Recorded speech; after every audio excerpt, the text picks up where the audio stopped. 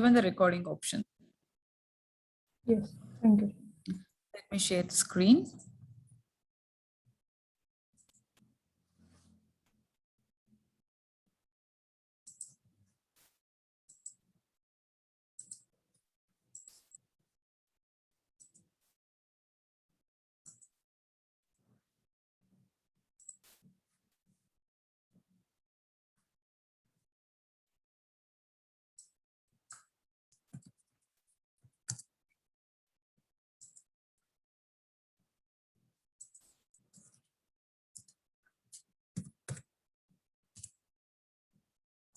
So for working with Docker, you are supposed to use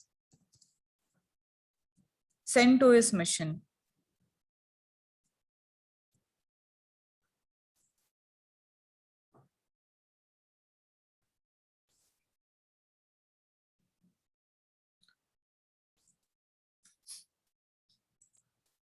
So in my case, I already have, but I'll be showing again from the beginning how you can search for CentOS machine.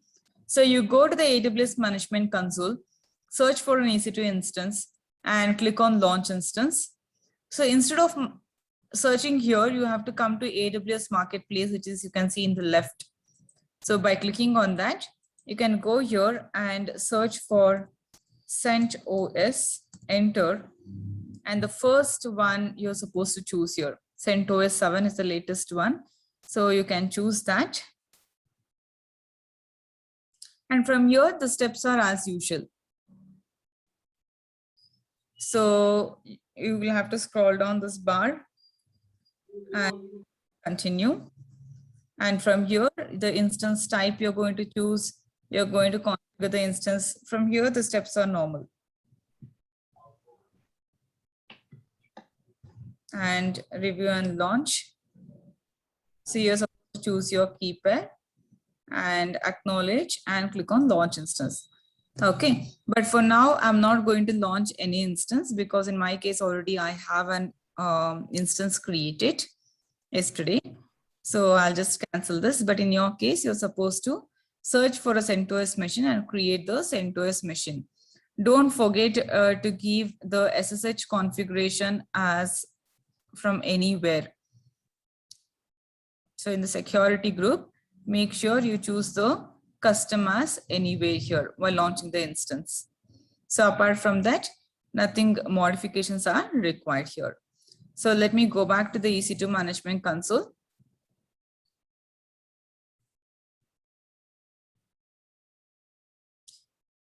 So in my case, I have started the existing instance. It is still in the pending state, is initializing. Let's wait.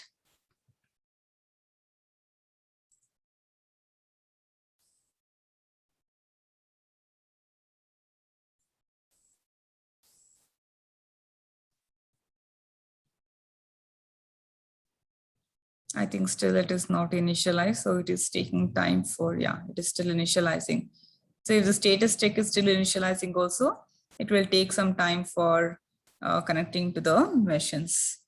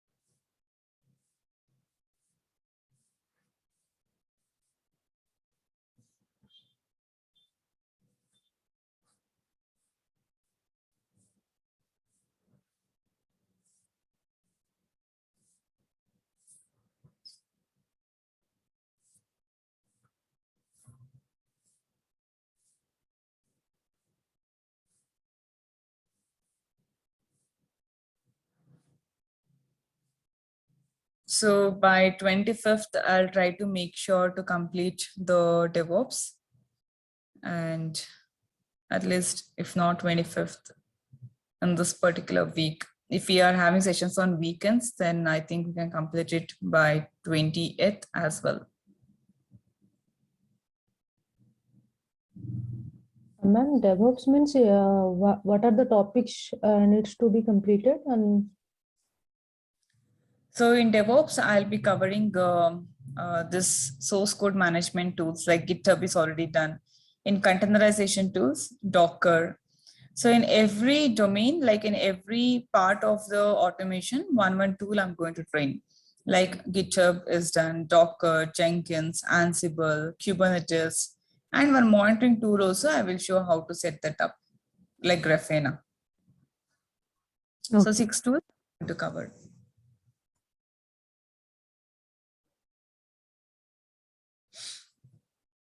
Yes, it is started. Let me restart it.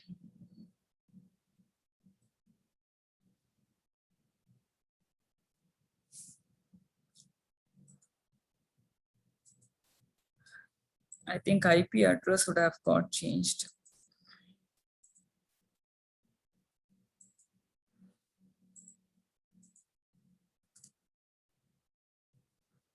So for CentOS, you have to give username as CentOS only, not EC2-user. EC2-user is only used for Red Hat. So for CentOS, you're supposed to give the username as CentOS and choose your private key. Where is the spam file?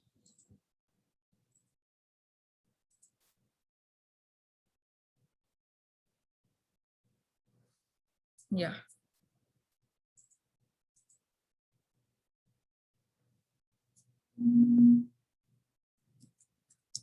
So I log in as a root user. So before starting with the installation, so I'll try to give a quick introduction of what is a containerization and what is this Docker used for. So how Docker can help in the industries. So let's try to understand few basic things of Docker. So first, let's try to understand why Docker is important for us.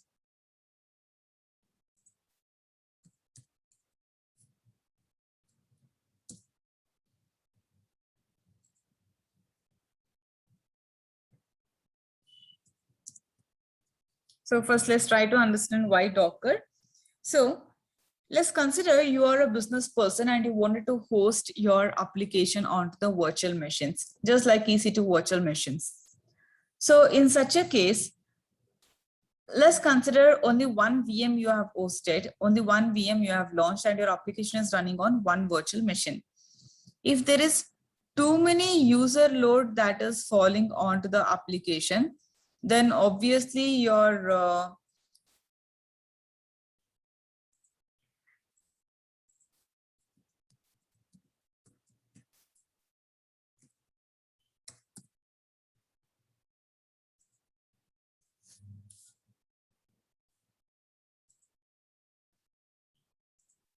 yeah, let's consider you have a virtual machine and your application is running inside your virtual machine.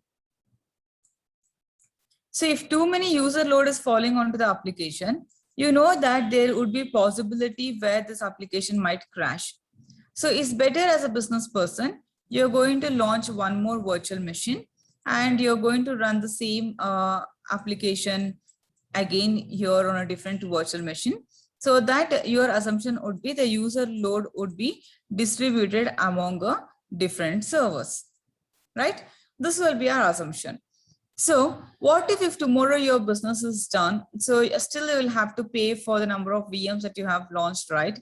But still you can auto scale and auto scale down with the cloud services. But if you're doing it manually on your on-premise infrastructure, then it takes a lot of time, a lot of work for auto scaling or scaling down the servers.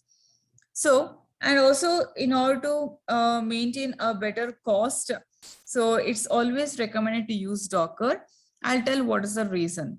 So instead of running the replications of two different applications in two different virtual machines, you can just have one single Linux operating system, and you can have Docker running on that tool.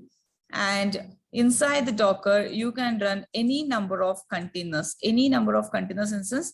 This one single container is also, it will be an app running along together with this libraries. So the application, it runs along together with this shared libraries. And this library will be packed inside the container only. So your application container is something where your application and its dependency libraries, everything is packed together. And this is like an isolated environment. So this is like an isolated virtual machine. So you have one operating system, there is one Linux operating system. On top of that, you're running Docker.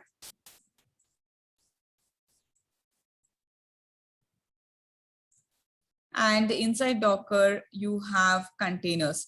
So containers are, again, they are isolated virtual machine where every container can have one application process running.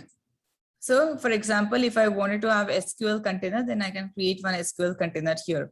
So my package with this libraries runs inside this container. So instead of running two different applications in two different virtual machines, you can run any number of containers on the same virtual machine. Because let's consider this application 1 and this is the application 2. So this application and this application, it is completely isolated from each other. So containers are similar to VMs, but not exactly kind of virtual machines. It's very lightweight kind of operating system that you get in the containers. So let's try to understand why Docker. What is a Docker now? Containers, you already know that it is a light operating system where you can run your application process. It is an isolated environment where your application process runs or your application threads runs. So now Docker is something, a platform for running your containers. Docker is just a tool for running your containers. So let's try to understand what are the benefits of having the containers in the market today. Why industries are looking for so many DevOps engineers is they wanted to automate everything. The first reason is the Docker or the containers, they are going to consume very less storage. So let's consider if your project is in GBs, so you don't need to store your complete source code of your project, which is in the GBs. For example, if you're working in a Java project, you can have the package build, something like a war package can be built, and only the war package can be deployed inside your container, which can be maximum of like a 2 MB of data. So that means your containers helps you to have the less storage and memory. That is the first point why industries are looking for a Docker. And second reason is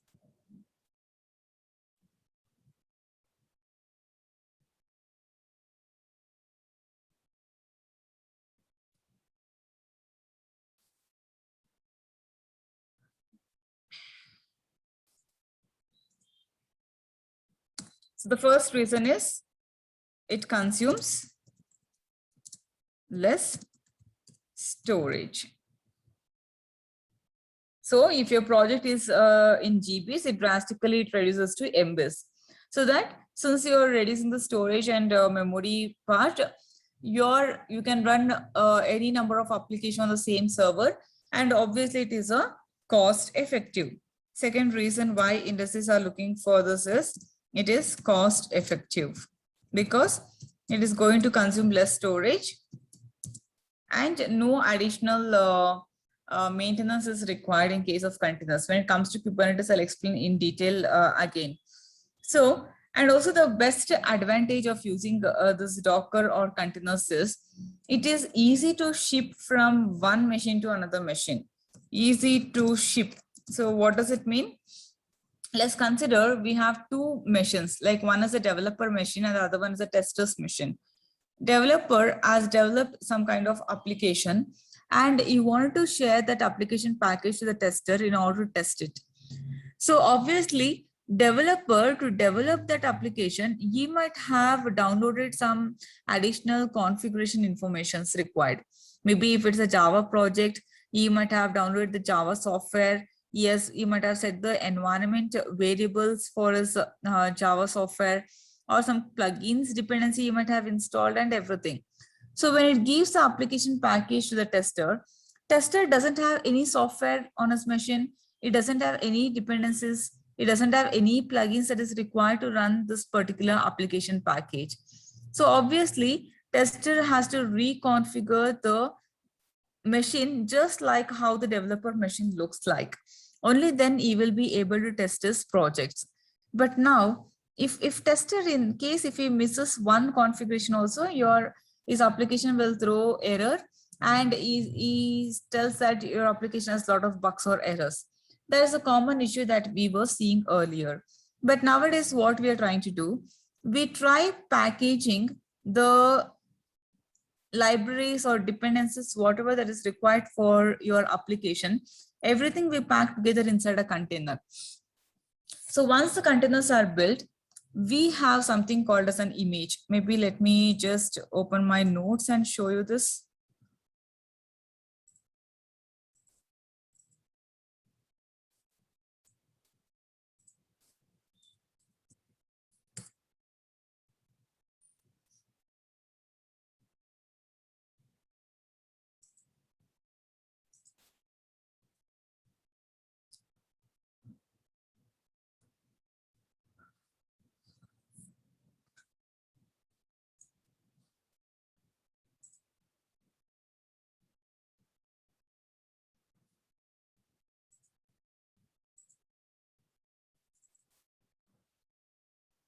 Yes. So whenever you want to share this container to your tester, you can just simply convert that in the form of an image. So you should have the image to run your containers, or you can build your own custom image that is required for your application. So you cannot ship your container directly. You can only ship your Docker image.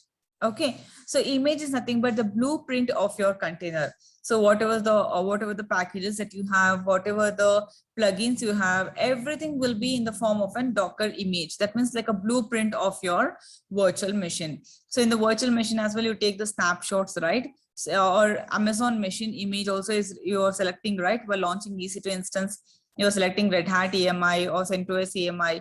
So those are the images, and it decides what has to be present inside the operating system. Similarly, a Docker image is something which decides what has to be present inside your Docker containers.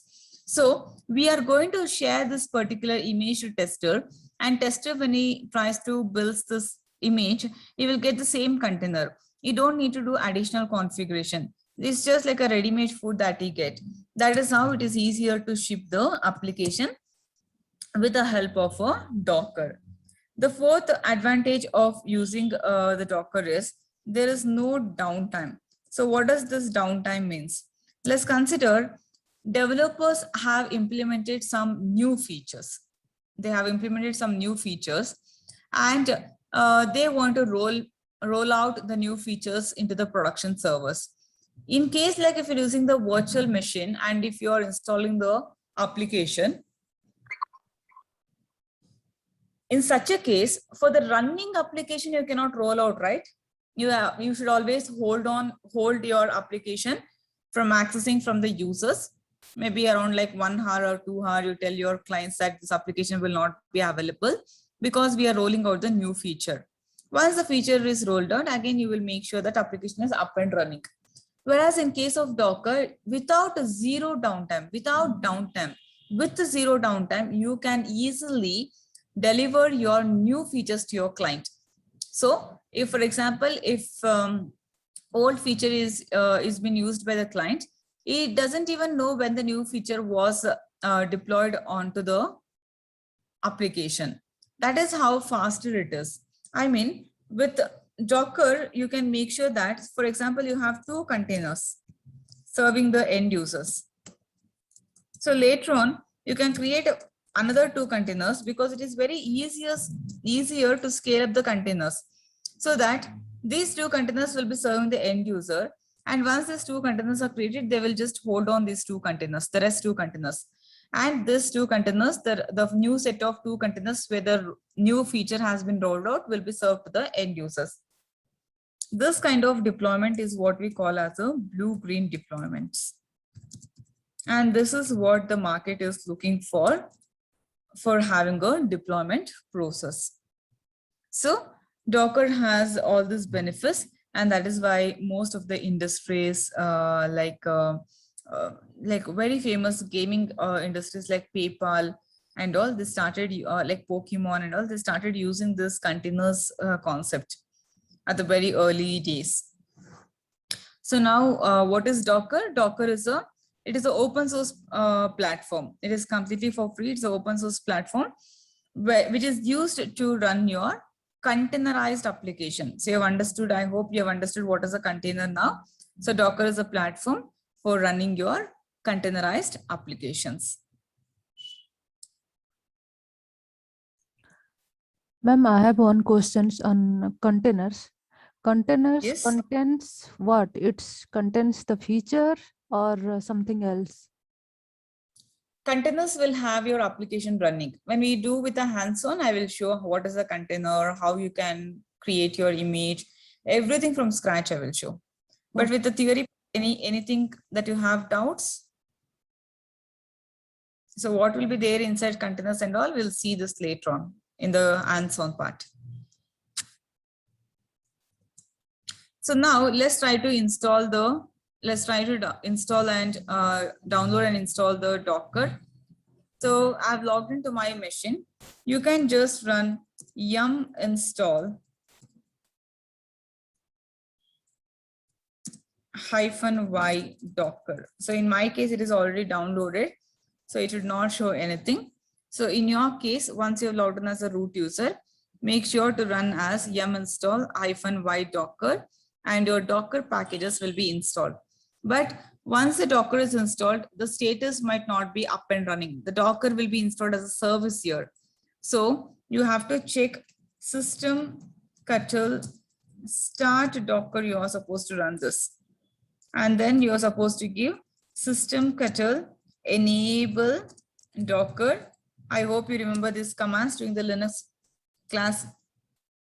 We were practicing these commands, right? Yum install, systemctl. So it is useful here. So you have to start your service and enable your service. And when you check the status of your service, systemctl status Docker, it should be active and running. If it is inactive, then you cannot access your Docker commands.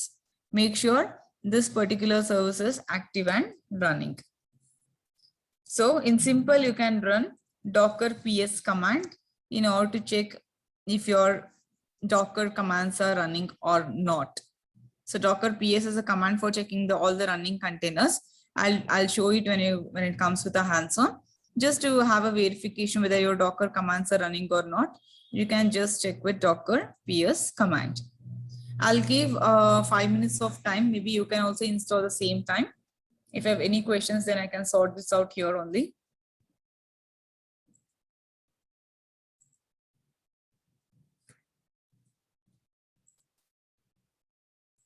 So try to install Docker on your machines. I'll give some 5 minutes of time for all of you.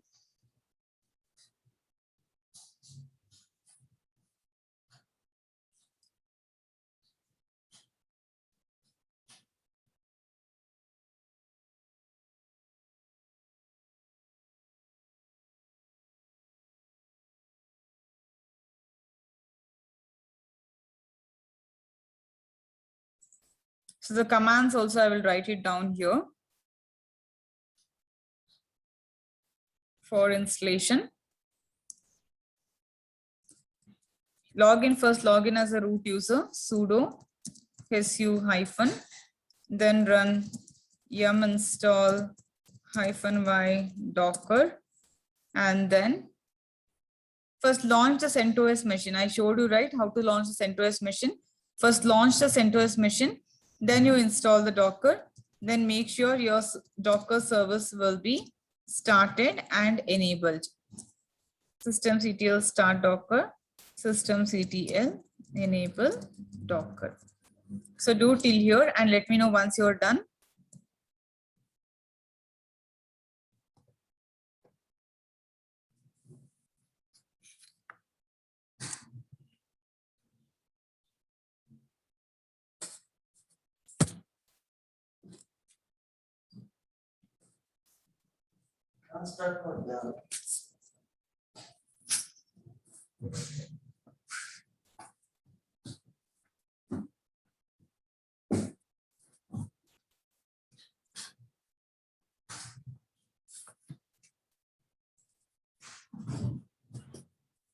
Is it done, Shraddha? Jamal, Shabas? It's taking No, madam. sometimes. From taking. my- Okay, okay. Anand, Sharif, So in my case, is already installed. Means. it is installed? Okay, good.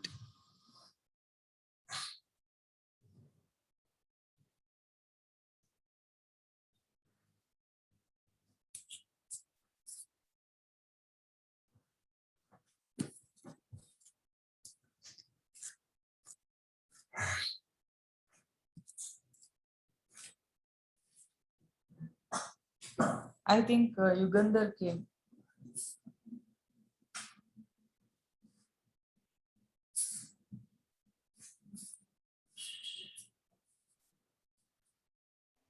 Ma'am, in CentOS, while selecting, we have to select first one or which one? Operating system. First one, CentOS 7, Okay. the latest version. You have older version like CentOS 6 as well. Don't use CentOS 6, use CentOS 7 version.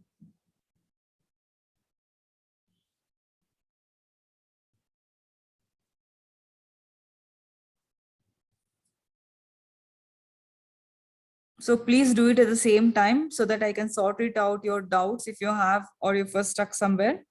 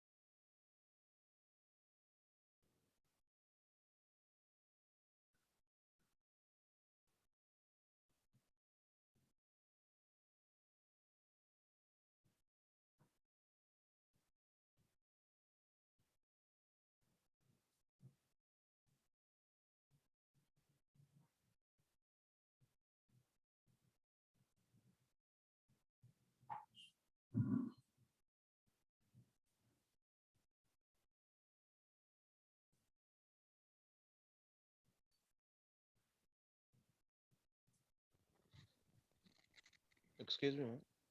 So once it is done, drop down a message that you are done installation. I want the reply from all of you. Yes? Any So, question? Yeah, in the step 2, choosing an instant type. which Shabaz, you contains- should be little louder, your voice. In step 2, madam, for Okay. choosing an instant type, we have to choose t2.micro free-tire eligible, or it is showing t2.large. No, no, t2.micro you have to choose. Only t2.micro is for free. Oh, Don't choose any different types. Yes. Whoever who have installed it, send out a message that you are done. And then let's continue.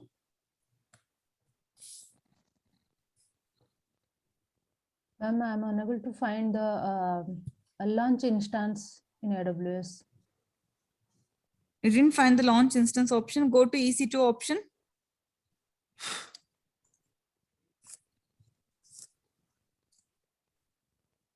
For Linux, we had launched the machine, right? Same way, Shraddha, it is. Go to your EC2 console, EC2 service. You have to see the launch instance option there, the orange button. Yes. Got it? Yes, good.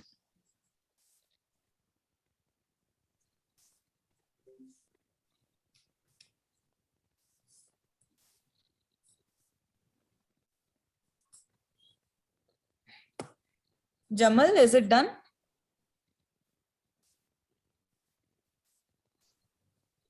No, not yet. I'm searching. Just Okay. See, Docker is very important topic. Industry, they're asking is it a lot. That's the reason I'm making you to practice your only in the session only, so that you will understand the blockers and everything.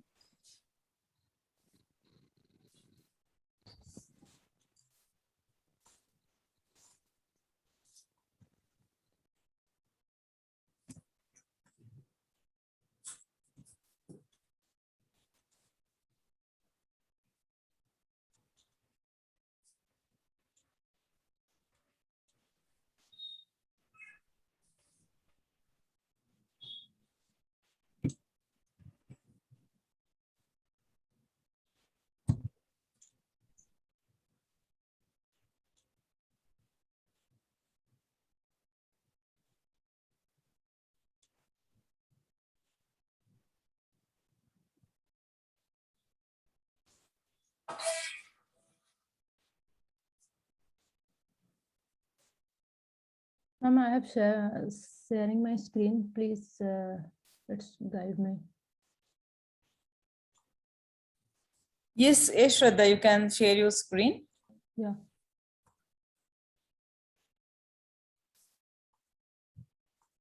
Yes, you have an option to share the screen.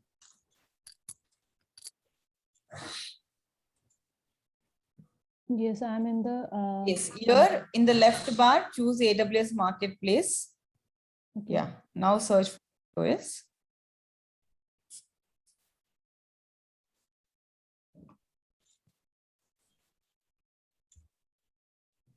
Enter.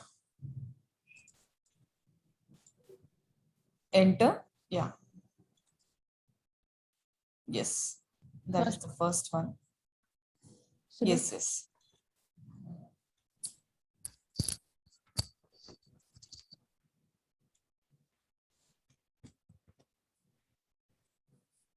Should I continue?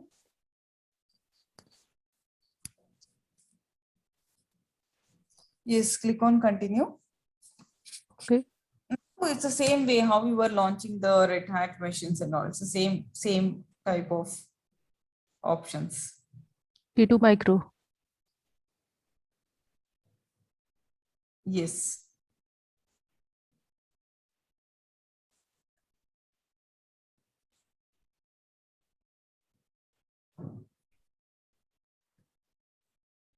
Should I launch?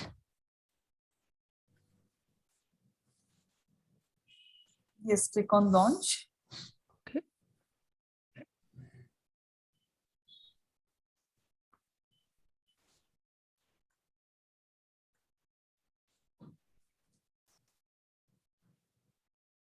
In the select key pair, it will be like Linux RSA.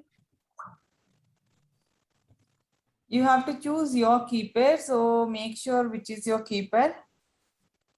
You have to choose the right key pair.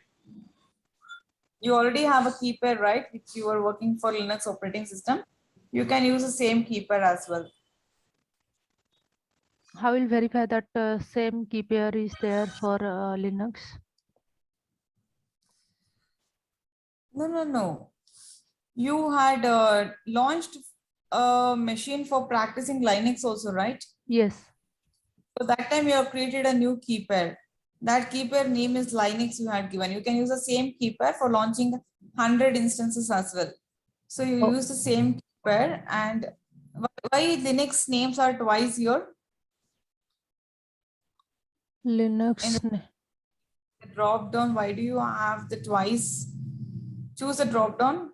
Okay, only one, right? Okay, Yes. fine. Then click on launch instance. You can use the same PEM file for logging into this machine also. Yes.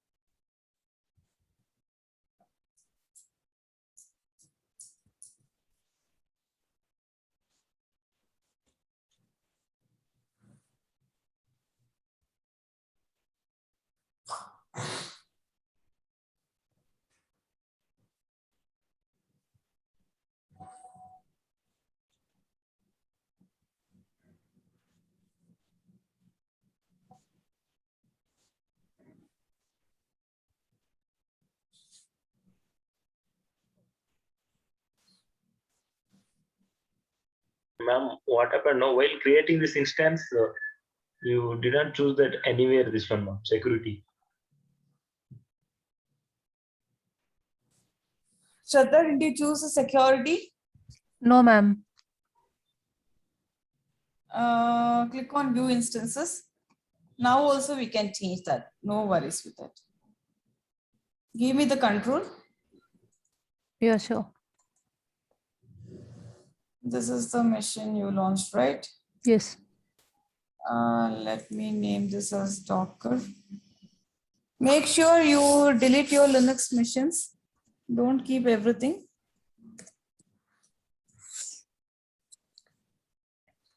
Or else you will be chargeable. Make sure to stop or delete everything which is not required. Okay. Let this get initialized. I'll change the security rules later on.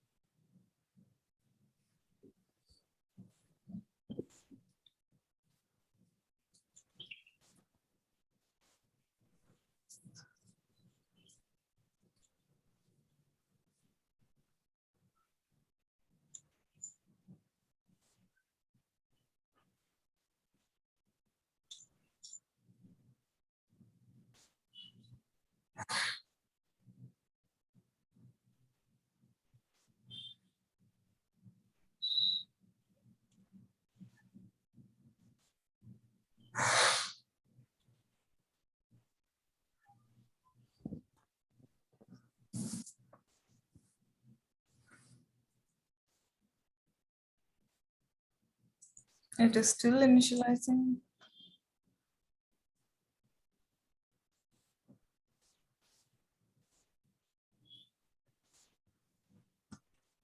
So in the security group, you can change the rules if you have missed it.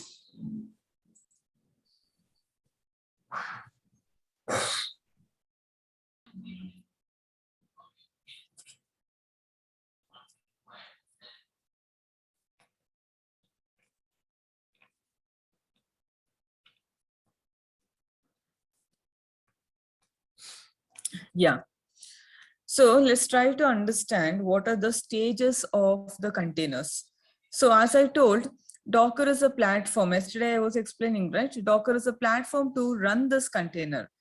So how do we get a container? So we run the container out of our image. Just give me 1 minute.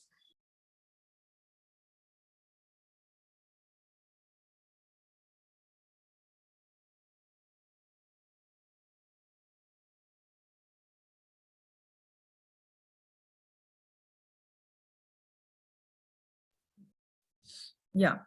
So Docker containers are something where we run on the Docker. So Docker is a tool to support your containers. But how do we run the container? How do we build these containers? So we run the container out of an image. So images are nothing but the blueprint of your containers. So you have to know that to run the container, you have to have the image for mandatory. Docker image is mandatory to run your container. And in today's session, I'll show only about like how you can pull the Docker images from public Docker Hub and how you can run the container. Docker file, I'll explain you tomorrow. What is this Docker? This is a little bit advanced where you will have to write this kind of files. So I'll explain it tomorrow how the Docker file works. So for now, only understand that to run a container, you need a Docker images. So let's try to understand how this client server and registry works in the Docker. So usually what happens, yesterday you have launched one CentOS machine. On the same CentOS machine, you will have the client and you will have the Docker host. So Docker host is a place where you store your containers, images, all the Docker components will be stored in Docker host. You communicate with the Docker host with the Docker CLI commands like Docker pull images, Docker run containers. So with the commands, we try to communicate to all the Docker components.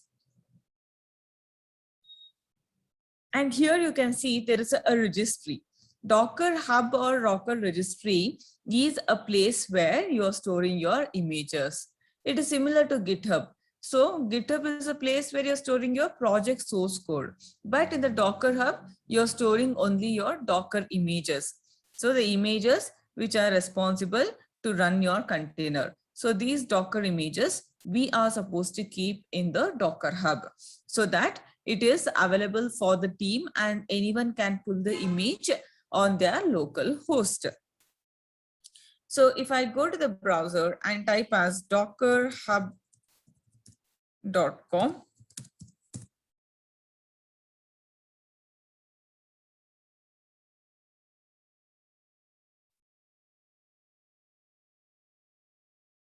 let me log out from my registry.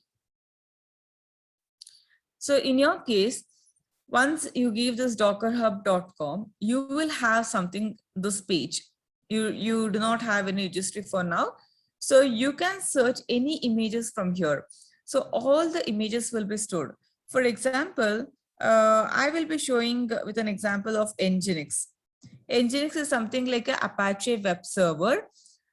You don't need to understand what is an Nginx for now, because it is just a sample application kind of thing which I want to show to see like how the containers can be built from an image.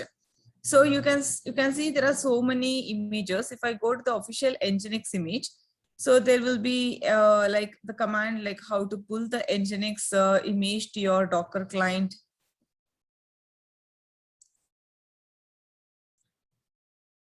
And there would also be linked to the GitHub account where the source code of this Nginx files and everything are present.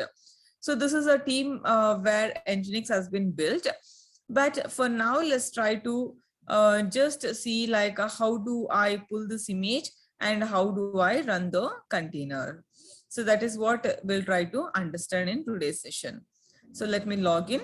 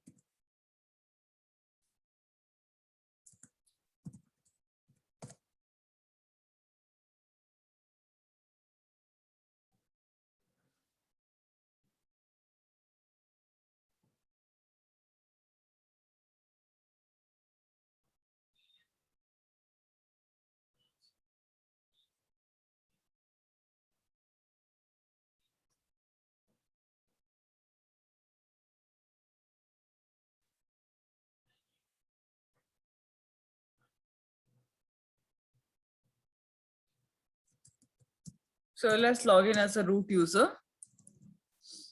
So yesterday we had installed Docker. So just to verify, okay, in my case, there are so many containers that I have. Let me delete all these containers and I'll show it from fresh.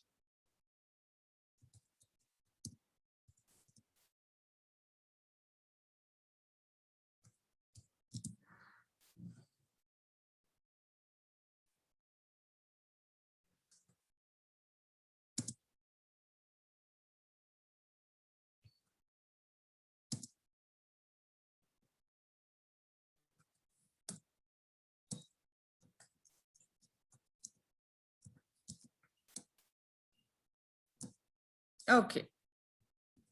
Nothing is there. I'll just clean the sub Docker images as well. Give me some time.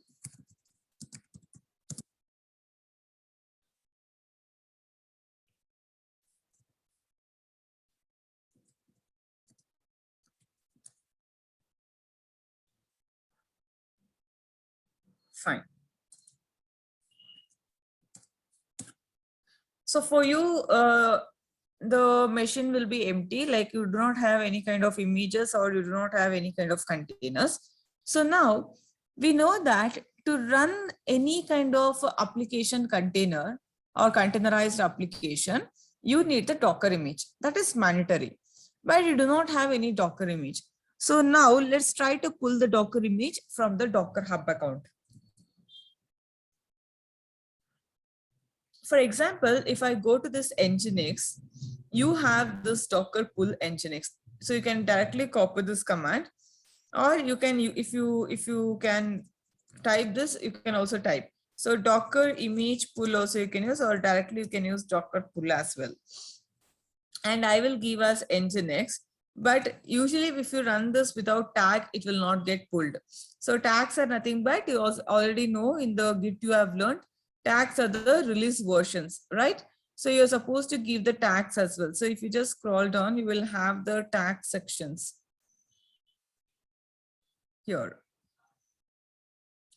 So in the tags, you will have various images like tag version 1.1, version 1.0. Here the tags are named in the word format, like stable, stable Perl, Perl. They have latest tag. Usually this is what the tag that I'll be showing you throughout the course. So let's try to pull Docker image pull Nginx :latest. So this command is used for pulling the Nginx image to your local Docker client. So upon running this, your image will start pulling from Docker Hub and it will download to the and it gets downloaded to the Docker machine. So let's check that.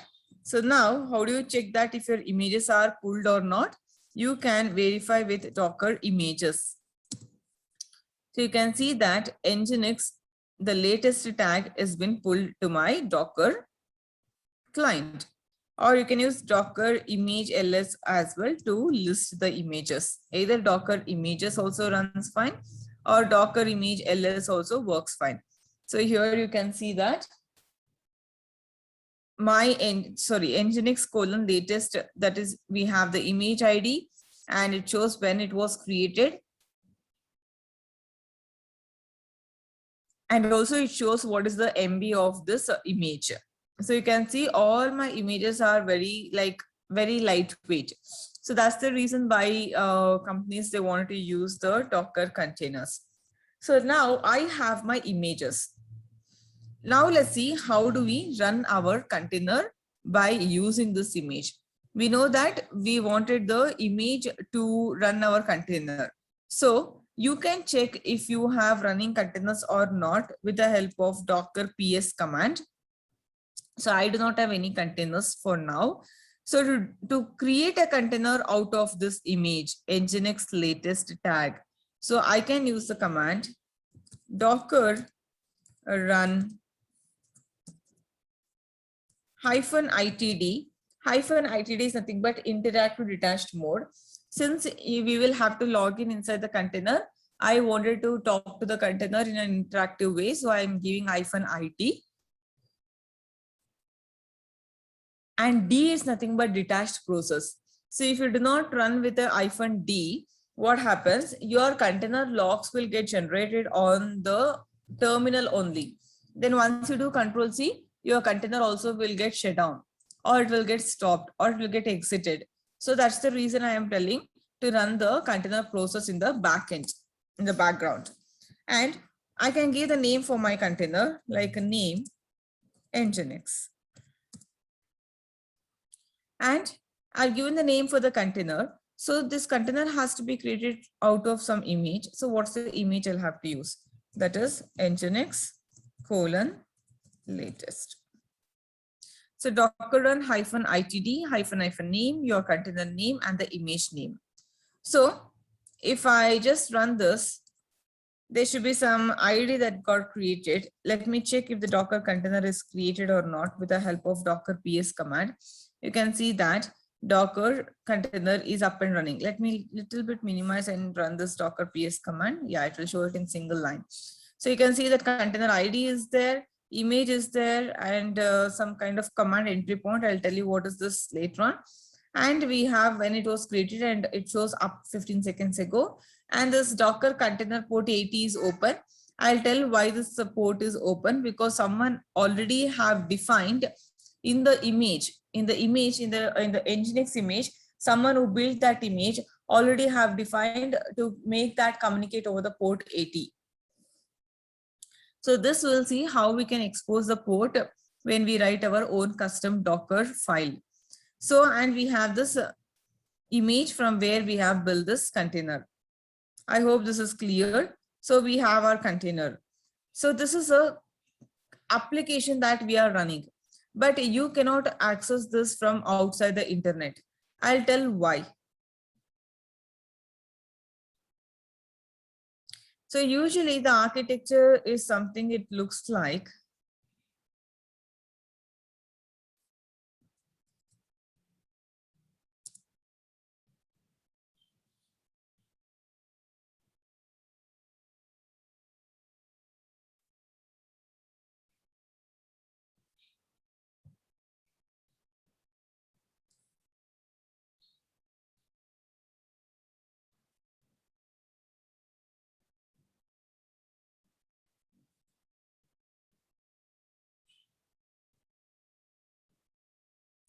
So usually the architecture, something it looks like, for example, you have your CentOS machine, you have your Docker running on this, and you have your containers here, right? So you have the internet somewhere outside.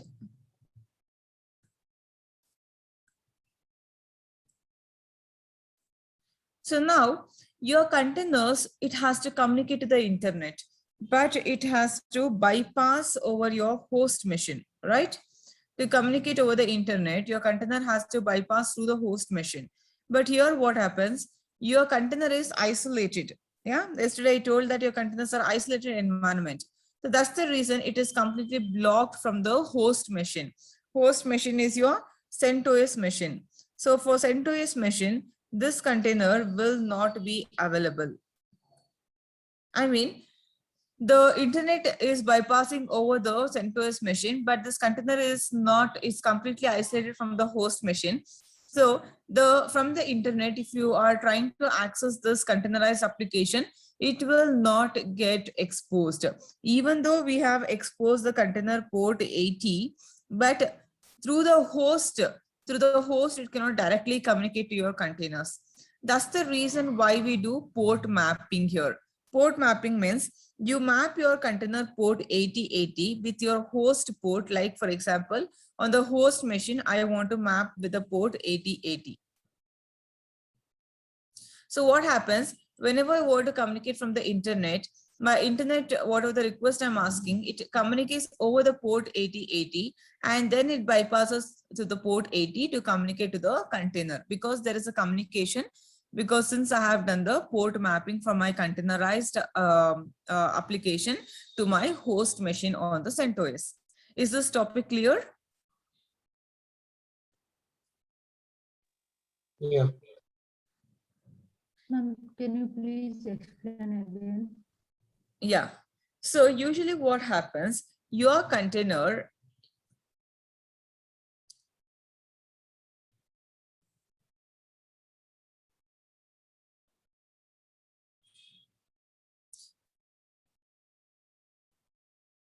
yeah. So usually what happens, your container that you are running on the Docker will not be available to your CentOS machine. It will be completely blocked from your CentOS machine. But you wanted to communicate to your containerized application, right? For example, let's consider you're running Jenkins container and you want to access it from the browser. So how does that Jenkins container request reach your it reaches, how does the request reaches your Jenkins container? So it will be because your containers are running on top of CentOS machine, but it is not exposed to your CentOS. It is completely isolated. It is in the isolated environment. Obviously, from the internet, we cannot reach to your containers. So containers have this. So in your case, in the Nginx application, the port 80 is exposed for the container. But still, I will not be able to communicate only with the container port, because port mapping has to be done to the host machine, that is CentOS machine. If I do port mapping, then internet can bypass over the port 8080. So for example, any port you can map here. So from the host machine, I wanted my containers to talk. This port gets open here so that my internet can communicate over the port 8080. It can bypass the port 80 to access my containerized application. Is this clear? Shall we do the hands-on now? Yes, it's clear. So now this container is of no use because this container is some application process running, and the port 80, you can see that the port 80 is exposed. The container port, let me show it. Yeah, here you can see the port 80 is exposed, but still you will not be able to access this container from the internet because of the host machine port. It is completely blocked. So now let me create a new container from the same image. So you can run docker run -itd -name. I'll give the container name. I'll give this time as Nginx2 as my container name, and I will expose the port here with a -p. I'll tell to map the host port 8080 to the container port 80. First the host port, then the container port. Then you try to give your image, that is Nginx:/latest. So now one more container gets built. You can check that with the docker ps command. You can see that my Nginx2 has been built now. This is my Nginx2 and this is the first one. And you can observe the difference between this. So this has only the Docker container port exposed, but here we have done the port mapping. And this kind of port mapping, whatever you have done, you can access this container application from the internet. So let's see how to access this containerized application from the internet. So if I go to your AWS management console, so usually how do we access this? With the IP address of the machine and with the port number, that is 8080. So this is how you can access the containerized application from the internet, because the port 8080 has been exposed. Any port you can use. You can, if you have exposed 8081, you can use 8081 in the accessing the internet. If you've exposed 8082, you will have to use 8082 while accessing from the browser. So now I'll copy my public IP address from this AWS management console. I'll go to the new browser and try to access my containerized application over the port 8080, because port 8080 is available for the communication. But yeah, in my case, the port is open. In your case, what happens? If you're running on EC2 instance, it could be blocked. So that you have to go to the security. So usually what happens, if you run this the same container, you will get error. Let me show that. So in your case, when you try to access, the message that you will get here is, it will show for you, it will show the message like the site can't be reachable. You will not access directly, because in my case, I already opened the port on my EC2 instance, but in your case, it will be blocked. So you have to open the port coming to the security checks here. So you come to the security, open your security group link, and you go to the edit inbound rules. Inbound rules on Amazon machines are something like, you decide what kind of request should flow into your AWS machines. So in my case, you can see I've already opened this custom TCP protocol port 8080. That's the reason why I was able to access it easily. But in your case, it will be blocked. So you have to go here, click on add rule, And the custom TCP, you have to give the port range as 8080 and choose the custom as anywhere, that is IPv4 address. And then you have to save the rules. Then only you will be able to access this from the IP address and this port 8080. So this is a step that you're supposed to do. In my case, already this custom TCP 8080 I've already added. That's the reason I'm able to access. For example, if I delete this custom protocol 8080 and if I save the rules, my containerized application will not be accessible from the internet. It will just keep on loading, and then you will get a message that the site can't be reachable in just you will get a message in some time.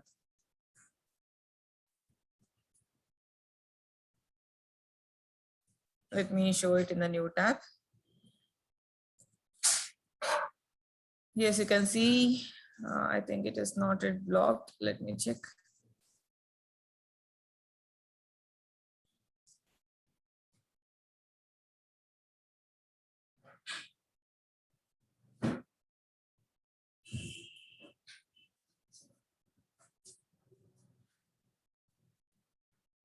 Yes, you can see that now you're getting the message that the site can't be reachable.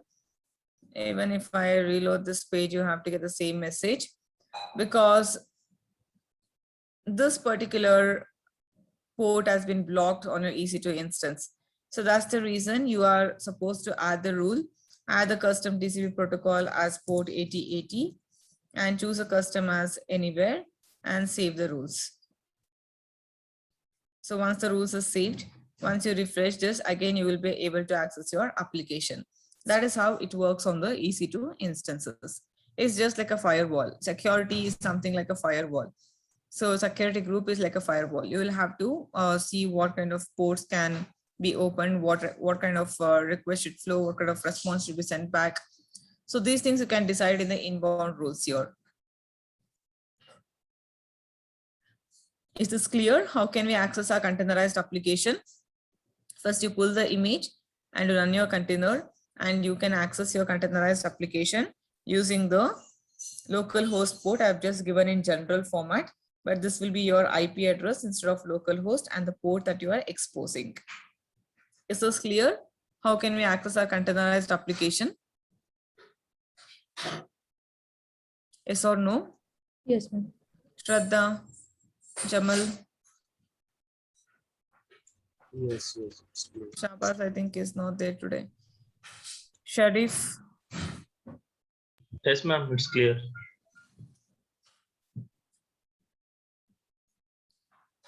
Anand, is it clear? Yeah, ma'am, it's clear. Fine, good. So now let's try to understand what is a Docker file.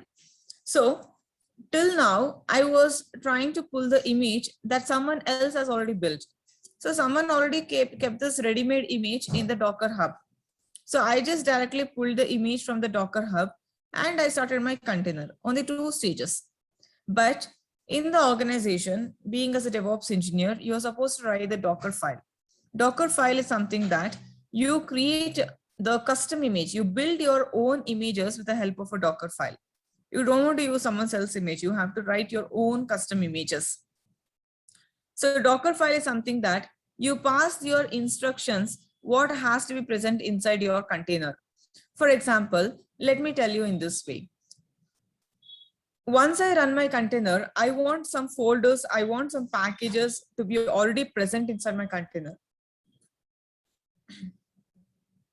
For example, once I run my container, I want my container where the software packages like Git, MySQL, curl commands, everything should be installed.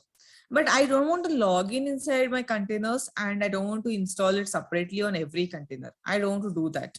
So I wanted to create in a standardized way in a Docker file. I just give that I wanted such and so software packages to be installed inside my container. So I'm going to pass the instructions from the Docker file. So the set of instructions that you pass to your Docker engine can understand what the instructions you wrote inside your file. And it performs the operation as per the instructions that you gave. And once you build or create your image And once you run your container, everything will be ready-made food. So once you log into your container, your packages will be installed. Whatever you gave it in your Docker file, everything you can see as a reflection inside your container. So what is the benefit of doing this is, usually whenever you work in the organization, it is required to create this kind of Docker files for your customers. Let's consider maybe you are working as a developer. Okay, so you are supposed to share your application to the tester. So you can pack together everything and give this package to the tester. You can just pack together, build that image and give the image to the tester. So that image, once the tester runs that image, you'll get a container easily. You don't need to do additional configuration on these machines. That is the advantages of writing our own Docker files. Okay, so it interacts with the Docker daemon to create your containers. So interacts the Docker engine to create your containers. So whatever the instructions that you give here, so you have to use the Docker attributes. You can see that there are some Docker attributes like from, ERG, run, add copy, env, cmd, entry point, expose. There are like around like 8 to 10 attributes are very important. Then there are only few attributes in Docker file. So you can only use these attributes to automate the things in Docker. So I'll explain what is a from now. From is an argument or an attribute in Docker file, which is used as a base image. For example, I wanted to decide my Docker container should be of Ubuntu virtual machine. So I tell what should be the base image.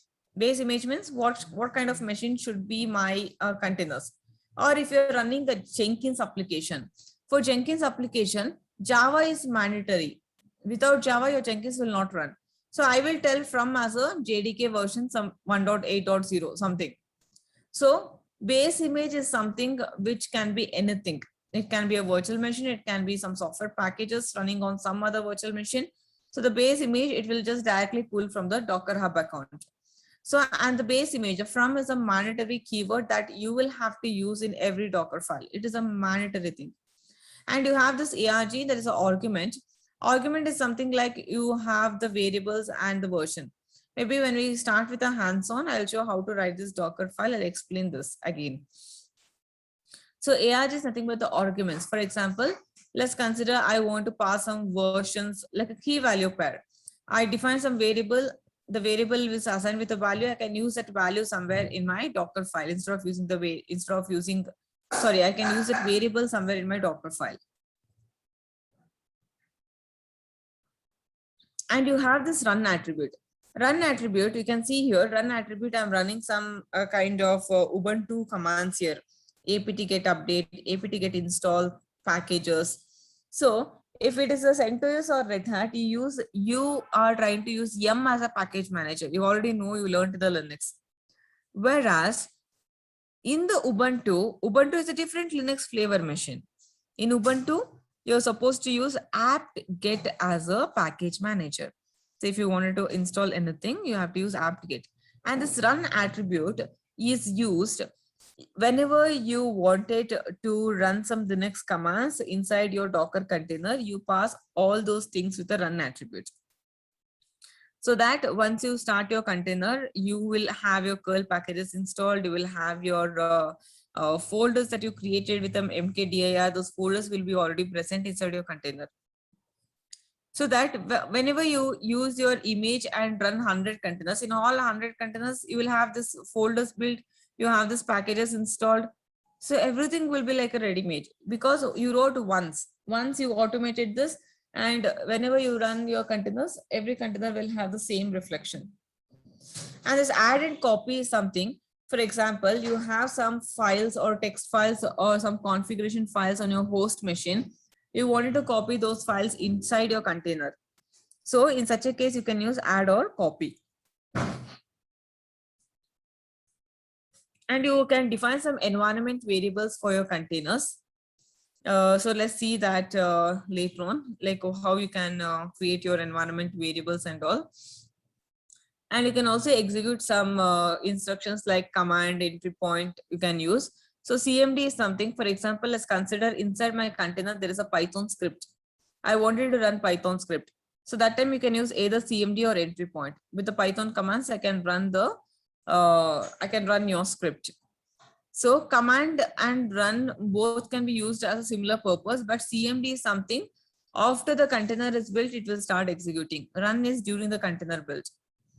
And entry point is something, it is a point where your container will actually start running. It will start triggering your container. So you can also, if you have some shell script, you can also pass directly to your entry point so that whenever your container starts building, the shell script gets executed. So it depends upon how your use case is all about. It depends upon which attribute you're supposed to use. And expose, you can see there's an expose attribute here. So this is where you are going to expose which Docker container port should be exposed, as we saw here. So in my case, in this someone I've already exposed the Docker container port as 80. That's the reason you are able to access this application over the port 80 inside your container. Similar way, you can also expose your container port with respect to your application that you're building. So Nginx is a web service application. So obviously it has to it has to be exposed on the port 80 for mandatory. So that's the reason we have to use expose 80 here. These are all few of the instructions that we can use for writing the Docker file. Maybe in tomorrow's session, we'll see how to write our own custom Docker file. Maybe I'll show now only since we have 15 minutes more. But I'll show with a simple Docker file. Maybe tomorrow we'll see the other two Docker files. So let me go to the machine. So I'm going to create some folder here, because every folder should have only one Docker file, because Docker file has a standard name. So this is how you have to have your Docker file. It should have the standard name on the Docker file, D capital and the file. So I'll create something like a sample folder. I'll switch the directory to the sample. Okay, already the folder exists in my case. Then let me create another folder, sample1. Let me switch to sample1. So you can check I'm in the sample1 directory, and you can see there's nothing inside my sample1 directory. So here I'm going to create my Docker file. So D should be capital, Docker file, no extension, nothing. So this is a name, standard name that we use. So now I told from is a mandatory that you have to have while building your Docker, while writing your Docker file. So I can give from as Ubuntu. So I want the Ubuntu as my latest. I want Ubuntu as my virtual machine. I mean, the Docker container should be of type Ubuntu virtual machine.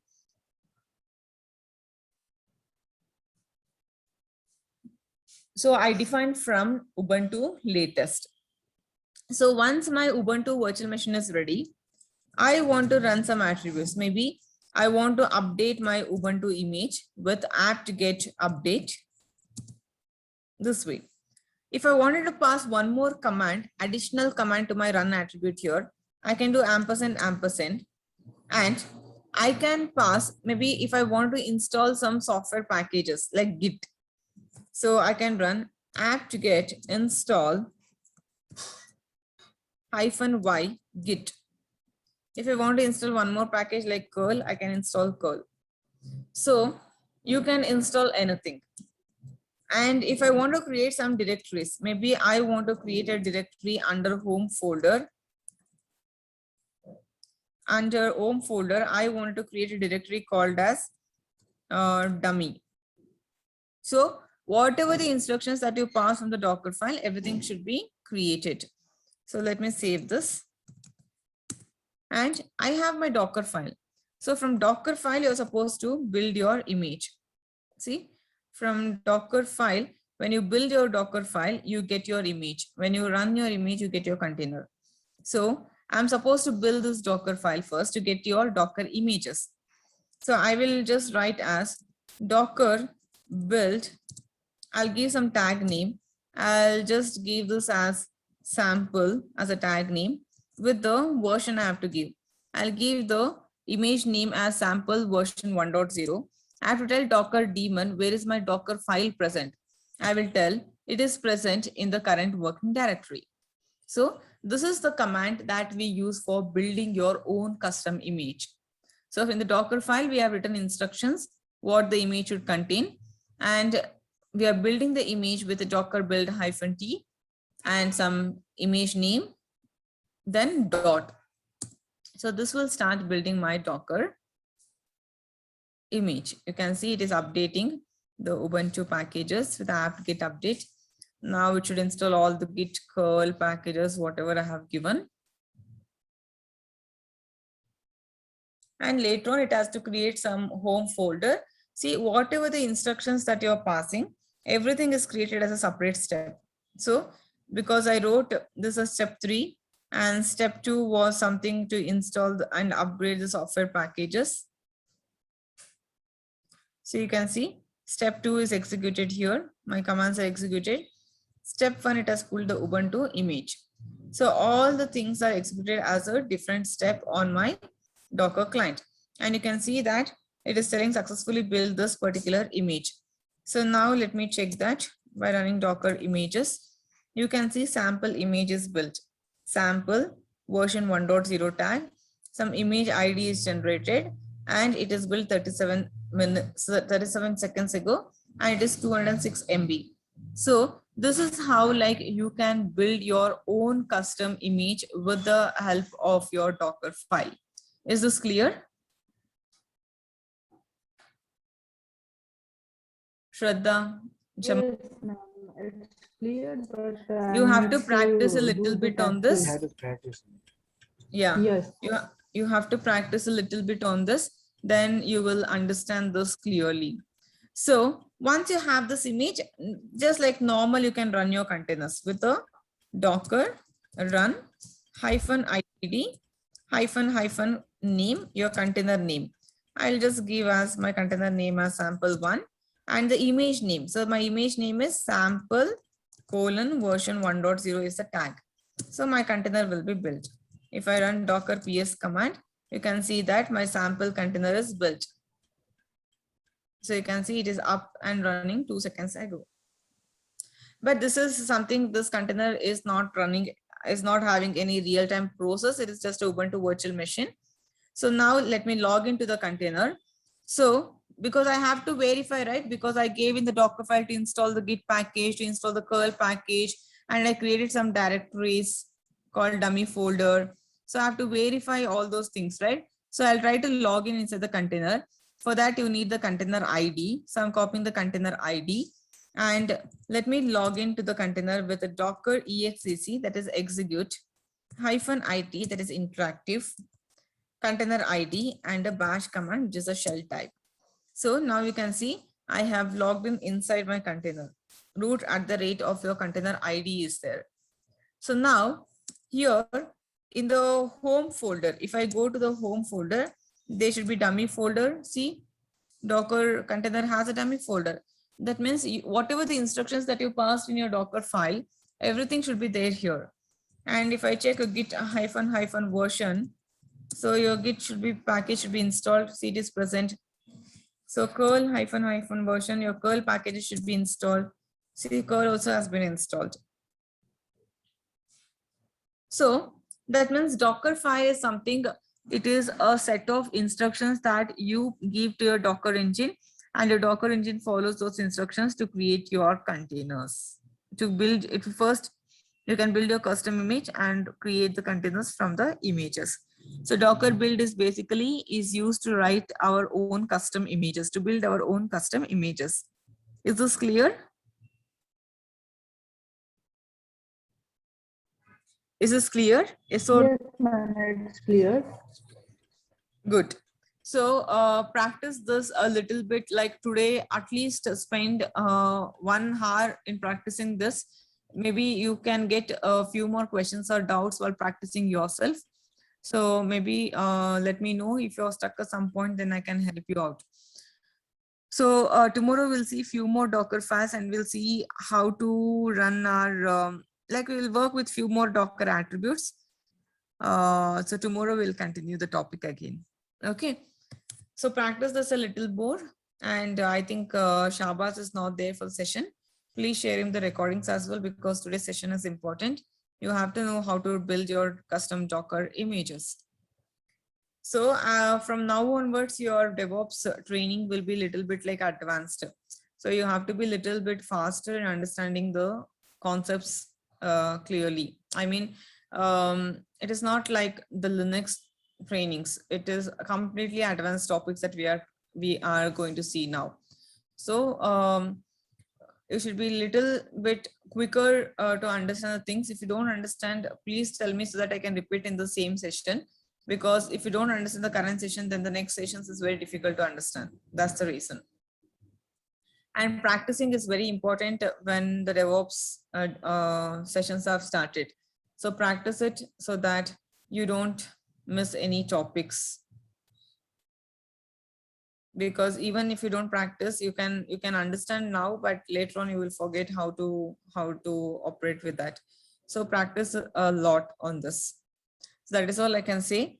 So tomorrow we'll meet at the same time, and this Saturday and Sunday also I'll be having sessions for you because we have missed few sessions. So I just wanted to complete Docker by this weekend for you, for your batch. So the Saturday, Sunday, both I'll be having the sessions.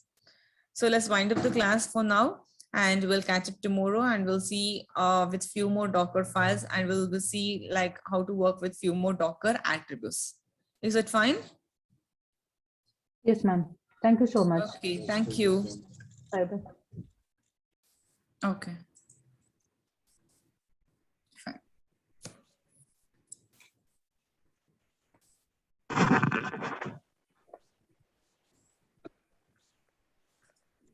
So let me log into the machine. I just created a new instance because the old instance I had deleted yesterday.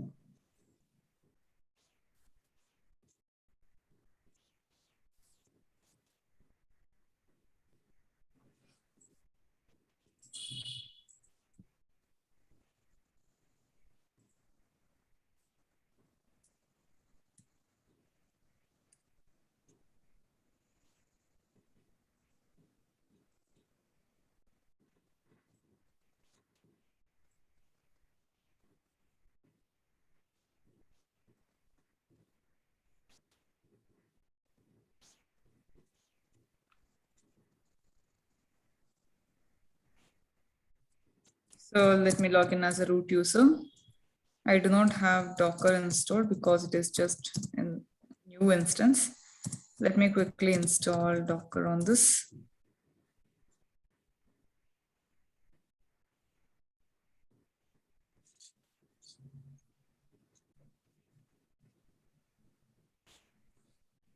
Did I share you the Docker notes for your batch? Yeah. Okay.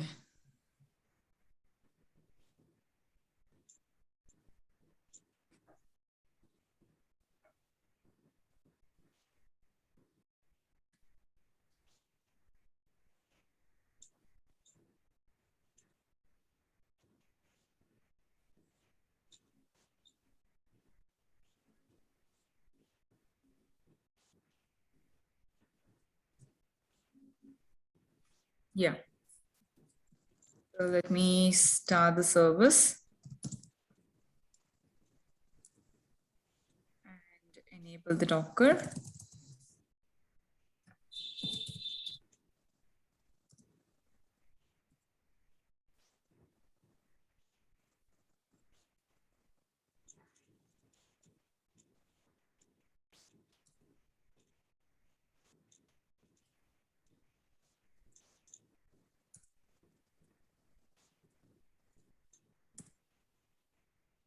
Yes, Docker is up and running.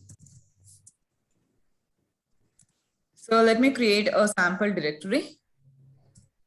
Make directory sample, and I'll switch to the sample directory. And here I'm going to create the Docker file. So I'm showing it again from the beginning, how to create the Docker file. So you already know that in the last session, I have trained you what's the Docker file. Docker file is something where you can pass the instructions to the Docker engine, what has to be present inside your container. You decide in prior only before starting the container, what has to be present. After you can avoid, like after installing container, there is no need of installing the packages by manually logging into the container. You can decide what has to be present. This is something like an automation. So you can create the Docker file without any file extension. This is a standard name. D is a capital and this Docker file. So let's start with the writing the Docker file. So as I showed in the last session, from is a attribute of the Docker file, which is a mandatory attribute that you're supposed to use. So from is something like a base image. For example, if my Docker container should be of Ubuntu virtual machine, then I can use as from Ubuntu latest. And suppose if I want to create some directories inside my Ubuntu virtual machine container, then Ubuntu virtual machine will have apt-get as a package manager. It will not have this yum as a package manager. Maybe this I'll show it later on. Maybe I'll create normal dummy folders. Maybe in the home folder, I'll create a folder called as a codes folder. And maybe if I want to install some packages, then I can use apt-get install -y git. I can install the package like git. I can install the package like curl and so on. So let me save this and let me try to build our own Docker images. Currently, you can see there are no images on my machine. So I can build this Docker file to get my own images. So how do we build this? By running the command docker build -t, that is a tag name. I'll give the image name as my image : some tag that is version 1.0. I have to tell the Docker engine where is my Docker file. I'll tell the Docker file is present in the current working directory and my Docker image is going to be built now. So you can see step 1 is executing. It is pulling the Ubuntu latest image and step 2 is executing. Okay, apt-get install -y git curl is not working, unable to locate the package. Let me edit the Docker file again. It is unable to find the packages. Maybe let me update it first. apt-get update and &&, then we'll try to install git and curl. So let me try to rebuild the image with the Docker build -t, image name is same, and the Docker file. So now you're seeing that it is trying to install the packages inside my Ubuntu container. Let's wait. Ma'am, update is every time it's required in the Docker file? Docker, yes, because it is sometimes unable to find the packages. Whenever you get such kind of messages, it is unable to locate the packages. You're supposed to update the package manager. So currently, you can see that I have built the Docker images. So you can see Ubuntu is the one which has been pulled by default because I have given the from as a base image as Ubuntu. So first it pulled the Ubuntu image and then whatever the instructions I passed has created and created my own image. So now I do not have any containers running here. See, my containers are empty. So I can create a container from this my custom image. You can just run docker run -itd, that is interactive detached mode, --name, your container name. I'll just give the container name as demo1 and I will give my image, that is my image : the tag. The tag is here version 1.0. So that is all you're supposed to do for creating a container. Now, if I check the active containers, Docker PS shows all the active containers. You can see that it is running up 4 seconds ago. Demo1 is a container name and this is the container ID. So now I can log into my container and check what and all has been executed or what and all has been running inside the container. So I can simply do docker execute -it and your container ID and the bash command. So this is a command where you can use for logging in inside the container. You can see that you have logged in inside the container. Root @ container ID is there. So now we gave some instructions, right? I told the Docker file to install some packages. I told Docker file to create some folder under the homes folder. First, let's check under the homes folder. Is a codes folder created? Yes, codes folder is created. And also I told the Docker file to install the packages like git and curl. So if I check git ---- version, you can see that it has been installed. Similarly, I can check curl ---- version. So curl package also has been installed. So this is how like you can decide what has to be present inside your container by defining in the Docker file. I'll exit from the container now. I'm back to the host machine.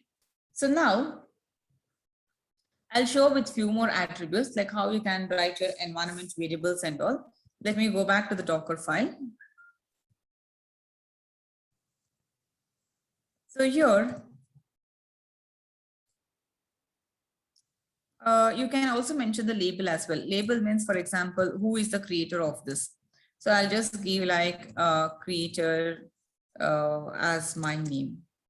This information will not show inside the container, but it is just for the information sake. Maybe if someone from the project who wants to refer, who has automated this Docker file, they can easily contact us if you're given your official mail ID or something like that. So now let's see how can we use the environment variables or env variables in the Docker file. So for creating the environment variables inside the Docker file, inside the Docker container, so you can use env variable. For example, let me tell I want the environment variable as user. So this is a variable and I want to give the value as dummy user. Or I can define one more environment variable, env. I want to define shell for this user. Maybe I want to give bin bash. So whenever I print this inside my container, it has to show my values. If I try to print the variables, it has to show the values. So the environment variables should be created inside my container by using this attributes. So let's try to build this again. So whenever you're trying to build, give a different version, or you can use the same version as well. There is no problem, but it's better you give the different version because we have done some modifications. So I'll give as docker build -t my image 1.1 and dot, and let's try to build this image again. If you're reusing the same image, then it will just read the cache. It will just read all the previously installed layers and will build fast. But I am giving a different version now, so it is going to get all my files and folders again. So you can see all my steps that I have written inside my Docker file has been executed, and it tells that successfully build this Docker container, Docker image. So let me list Docker space images. So you can see that my image version 1.0 is there and version 1.1 is there. So both these files are different. I mean the images ID, you can see both are differing. So both are separate image ID. So now let me run the new container. So I'll give as docker run -itd. Make sure whenever you do modifications to your Docker file, your containers will not be modified. See, the other container, the demo1 container which I have run has the old modifications. So the new image I've updated. So you're supposed to create the new container. You cannot update it as it is. So docker container -itd -name. I'll give as demo2, and this time I'll be using my image version 1.1.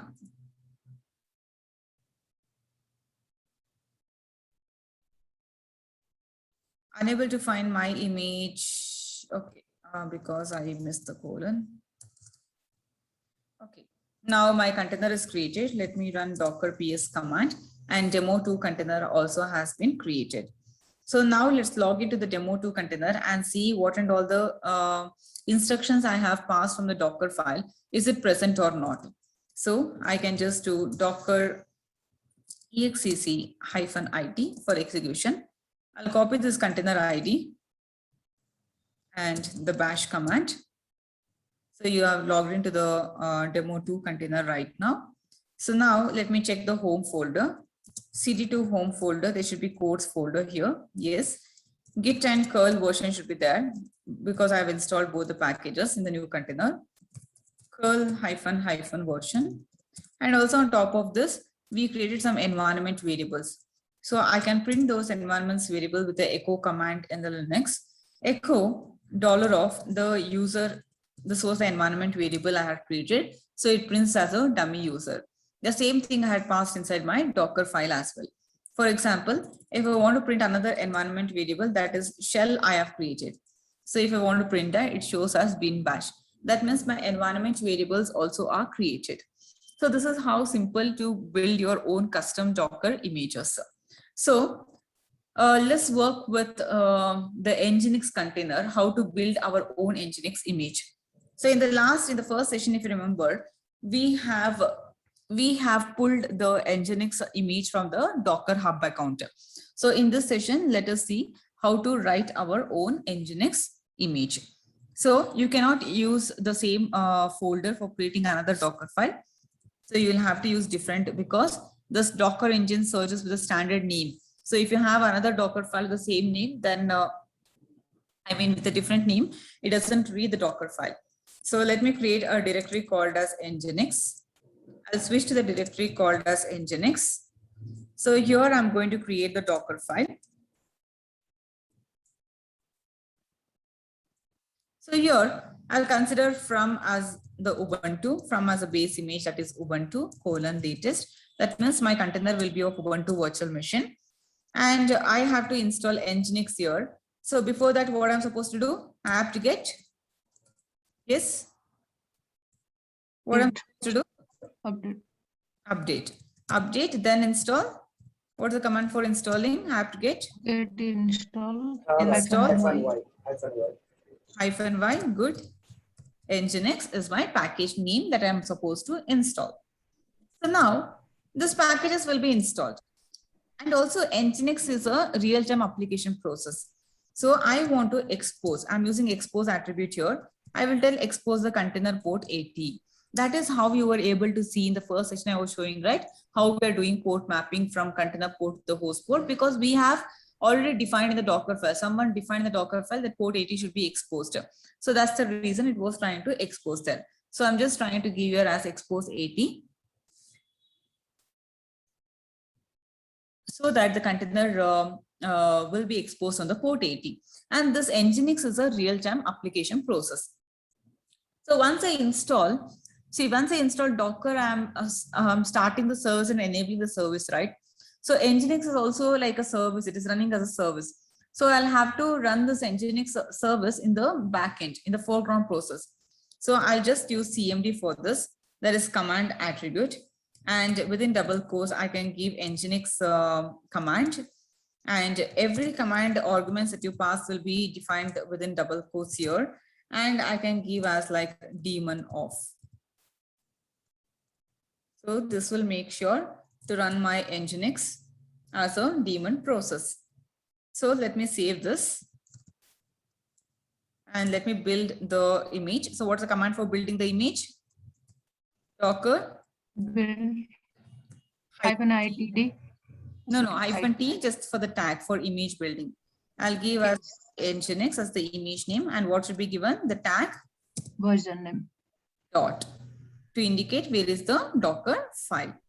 So upon entering this, you can see that image has started building.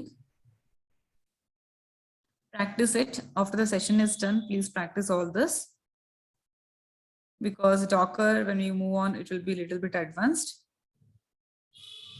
Yes. So image is built successfully. So you can check Docker images.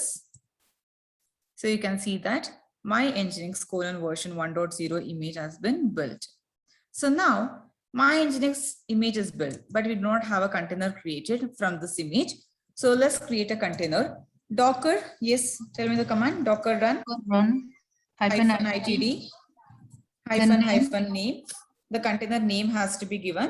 So the container name has demo3 Nginx 1 or something, whatever the name we were supposed to give. We are supposed to expose the port here. So I'll expose the port 8080, that is host port, with the container port 80. Because container port 80, I have defined it in the expose attribute here, right? I defined here the port 80 has to be exposed. So the same port I'm trying to map to the host port here. So once that is done, you're supposed to use your image and the tag. So your image is my Nginx and the tag is version 1.0. So my Nginx and version 1.0. So my container is created. If I run Docker PS, you can see that my Nginx container has been created. So you can access this as it is, like how you were accessing the earlier containers. You will have to do the port mapping, that is 8080. So since it is running on the AWS EC2 instance, I can go to the AWS machine. So how do you open the port? How do you open the port 8080? In the last session, I've shown this. In the security option, we'll go to Yes, the edit security. account. Yes. Go to the security group link. Then Edit in account rules. good. Go to And the then add rule. Add a rules add a rules. and And what rule I'm adding here? The port. Port is 8080. 8080. Good. Anywhere. Anywhere. And save the rule. Except this. So how do I access this container now? Taking the IP address and the Yes. colon the Colon 8080.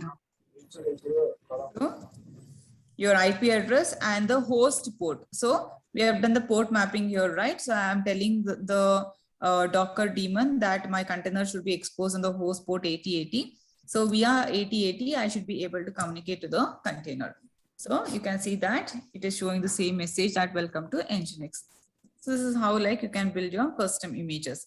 It depends upon what you're going to automate in your company while building this images. I hope this is clear. So now let's see how to create our private Docker registry. So we have to push these images into the private registry, right? So we have created our own custom images. We cannot keep it in the public Docker Hub. I wanted to create a registry and I want to keep these images in the private registry. For that, you are supposed to have an account. So go to the browser, create along with me. Go to the browser, type as dockerhub.com. So in my case, already I have an account. In your case, you're supposed to create dockerhub.com and you have your Docker ID here. Give some Docker ID, give the unique name, give your mail ID here and give some password and I'm not a robot and sign up.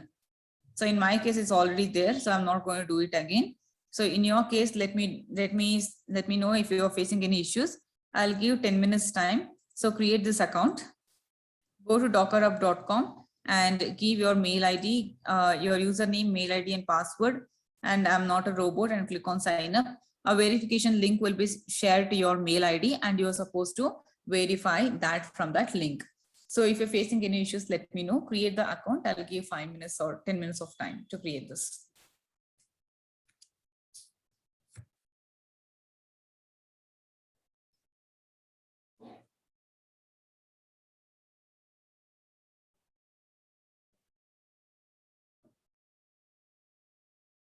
So tomorrow also class will be there. So please join.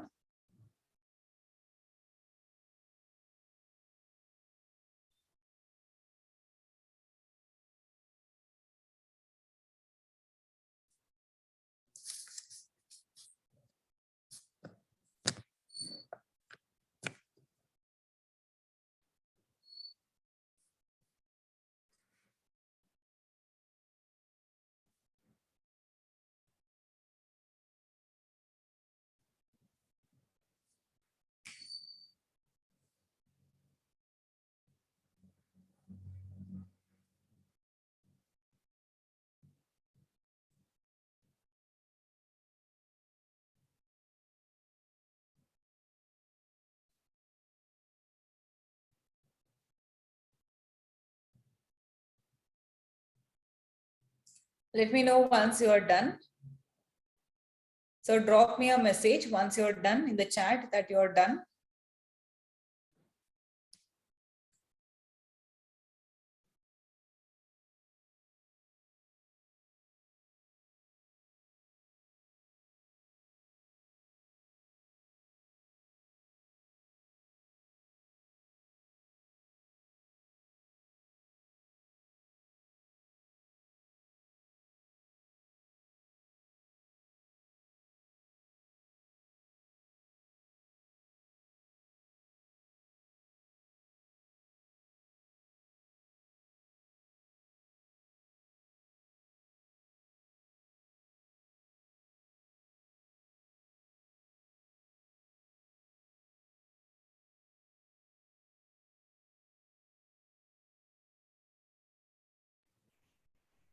It's asking to download application. Which is to download.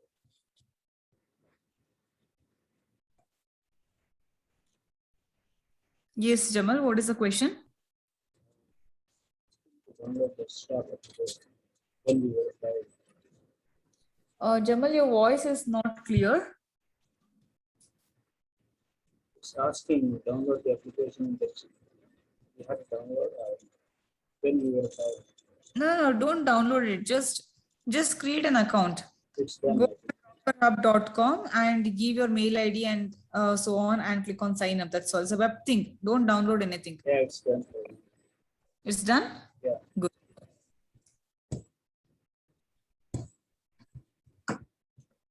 Okay then. So let's continue. So I'll give a sign in my case because I already have an account.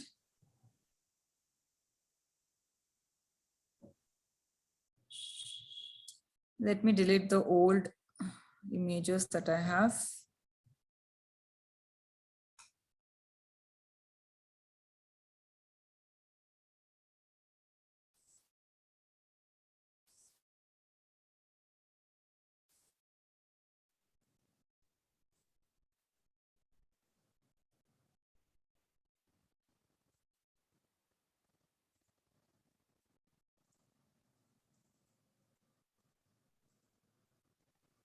Ma'am, one question here. So whatever the images has created, so that image can stored in this registry? Yeah. I'll explain Customize. what is this. Okay. So now, Docker registry is a place where you're going to store all your images. So since like you created your own private images, you're supposed to keep it in the private registry. So in your company, your organization will have their own private registries. They would have their organizations created and you're supposed to push your images into the private registry. Okay, so you cannot directly push your images into the private registry from your local host. So if I go to the Docker images, let me take an example that I want to push this my Nginx image. Okay, this is a custom image that I have created. I want to keep this in the registry. But directly, if I do Docker push command, it will not directly push because you're supposed to log in from your Docker client as well. Because how you are signed up to the Docker Hub account with your username and password, same way you should also sign up for your Docker Hub account or Docker registry from your Docker client from here, from this machine as well. So you're supposed to do Docker login command from here. So it will ask for the username. So I'll give my username and it is asking for a password. Let me give my password. Password is right.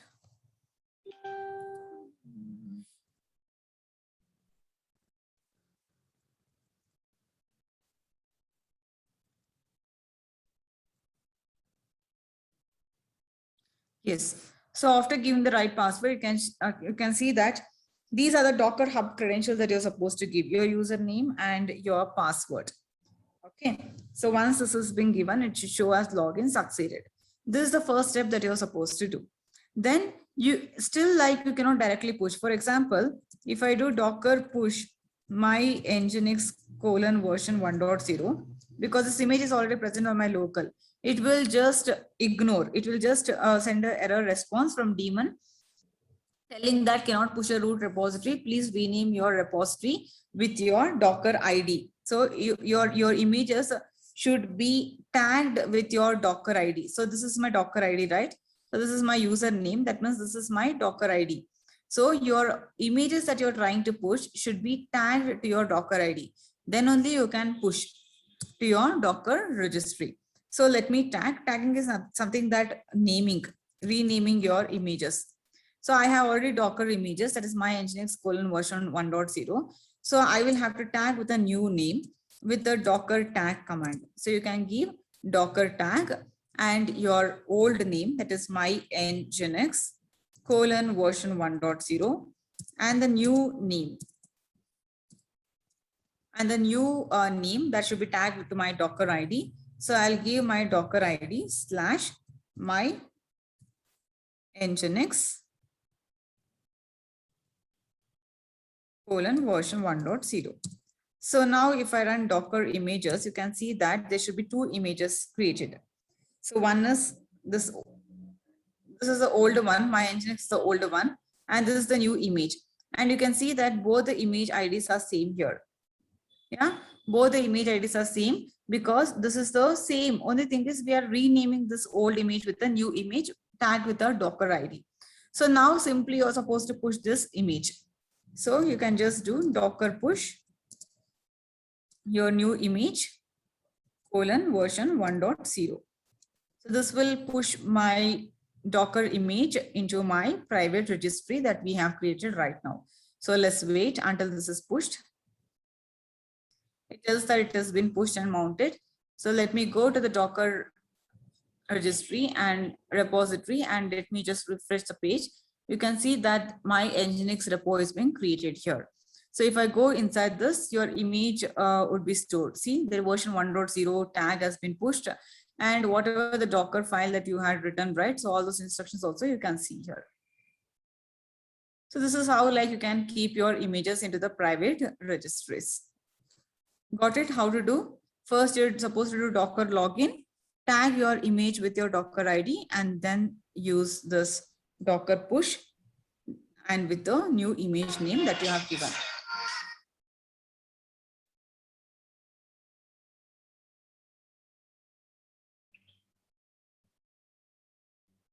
Any questions here?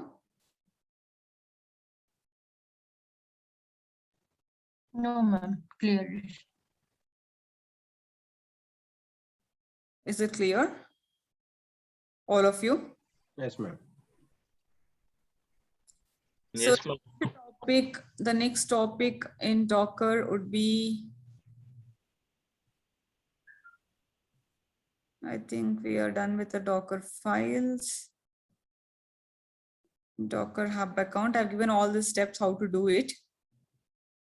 And let's see how to use the Docker inspect command and how to clean up your images and containers.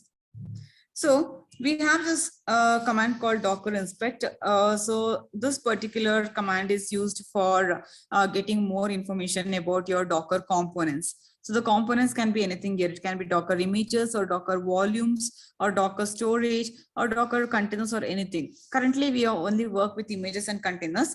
So let's inspect that. You can use Docker image inspect. If it's an image, then you can use Docker image inspect. Your image ID you can give. For example, I've used as my Nginx as the image ID.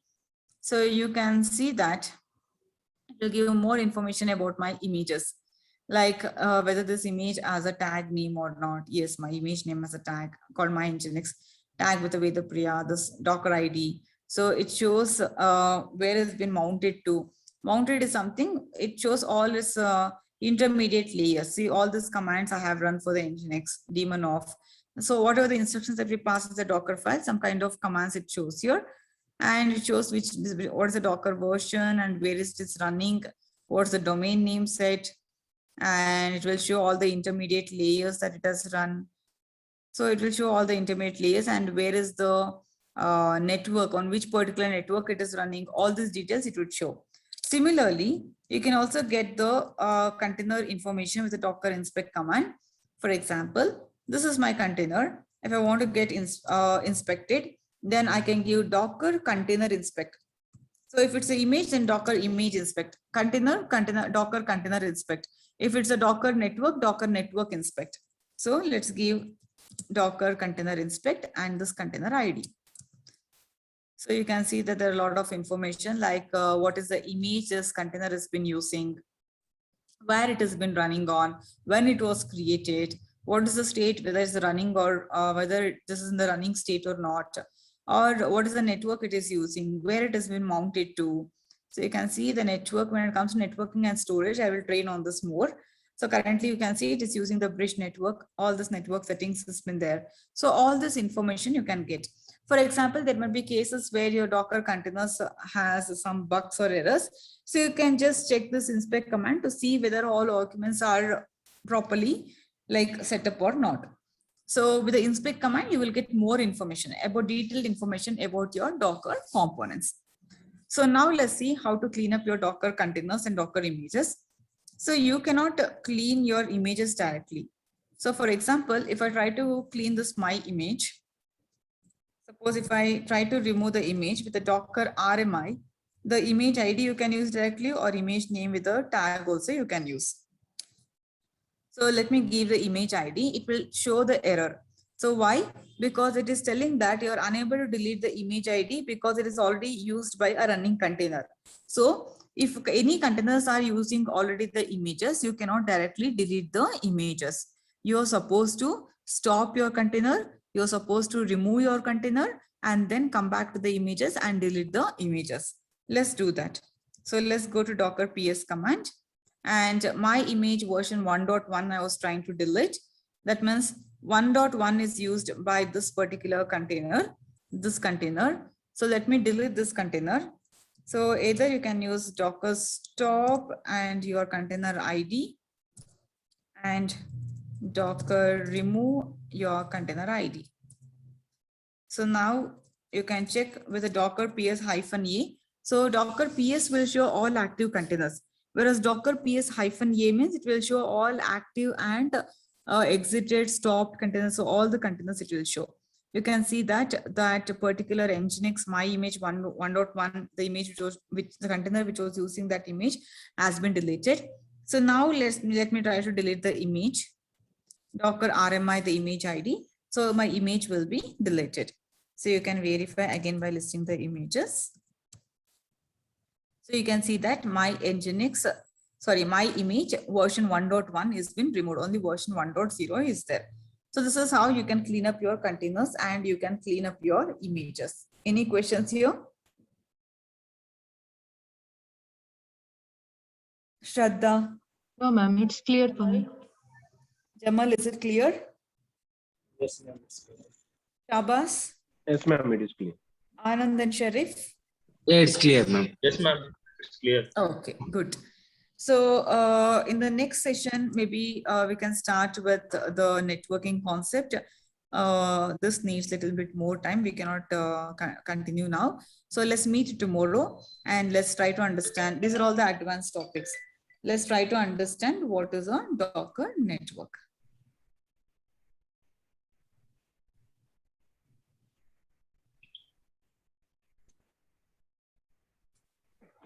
That's fine. Let's meet tomorrow. Yes, we will see tomorrow. Okay.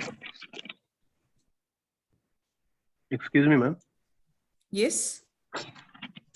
When we are writing a Docker file, we are using the Ubuntu commands. These 3-4 commands are enough for writing a Docker file, ma'am?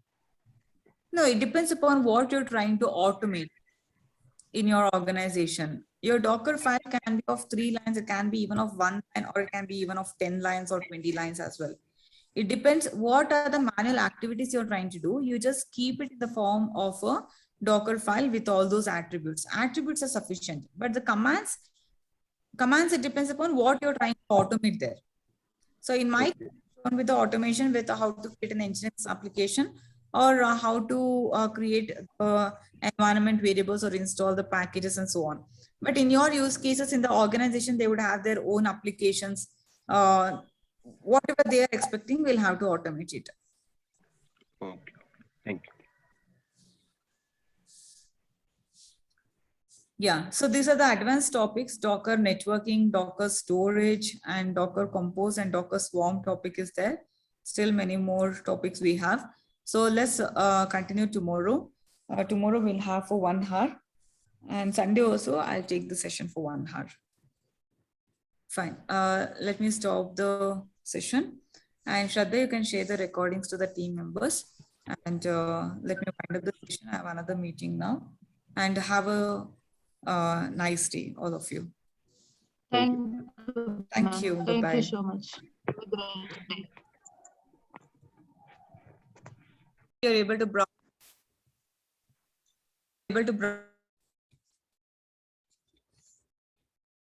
The payment things and everything. So that is how the microservices can help in the industries. So let me give another example. Suppose you have a front-end application like where you're asking for username and password. The back-end application can be SQL, where you are going to store this username and the password. Okay, so here the front-end application is separately running as a separate container, and the back-end like SQL is running as a separate container. So if any one of the container fails also, the other container would not be impacted here. It is still up and running. They are independent to each other. But there should be a way to communicate, because you're entering a username and password in the data in the front end. The back end data should be stored. That means they both will have to communicate to each other. So Docker networking is something that which can be used for the containers to make communicate to each other. So it's possible for us to use some network drivers to make this communication happens. So there are different kind of network drivers available on the Docker host. So whenever you installed, let me take the control, give me the control. Yeah, sure.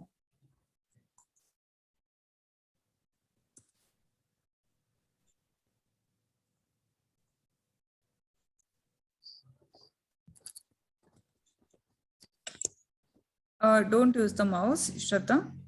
Yeah, I'm not using mouse.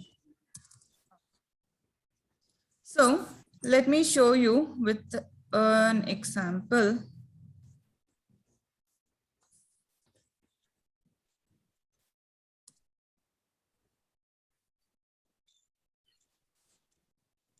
Your network is slow. Let me show it on my machine only. Yeah. I think I have stopped my machine. Let me see.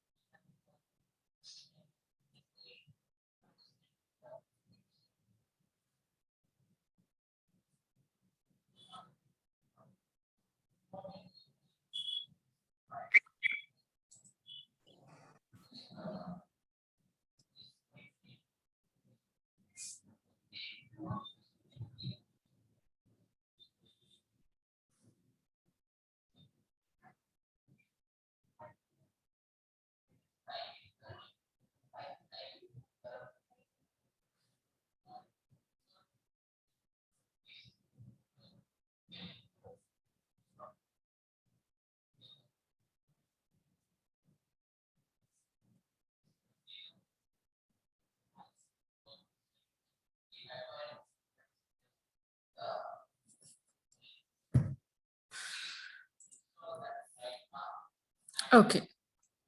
So let me log into the mission.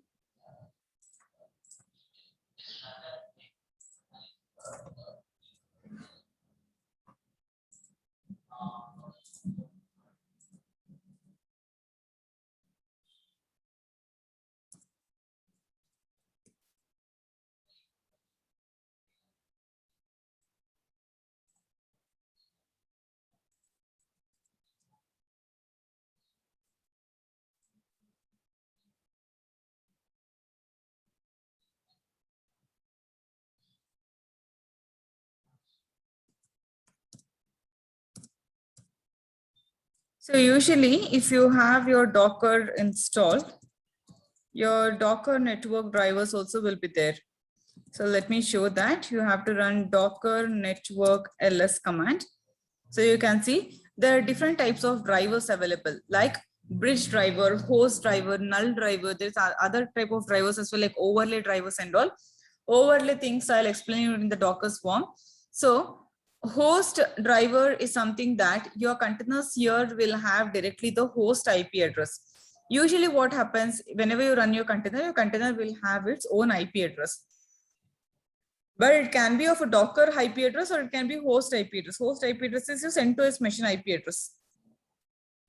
So host network will be limited because you cannot run as many as of containers because if you're using your host IP address.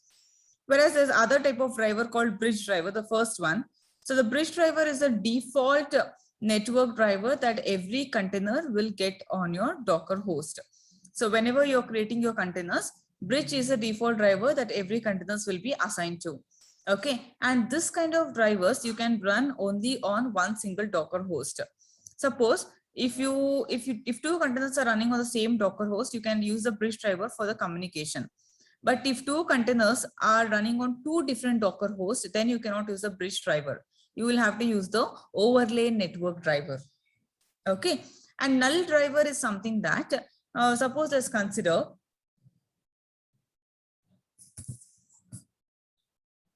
your container is up and running and it has been exposed to the internet, but you don't want the containers to be exposed to your customers or to the clients. At the same time, you don't want to stop the containers as well. So in such a case, you can assign with a null driver so that the container will be isolated. It will not be available to the outside world. So that is about the null driver.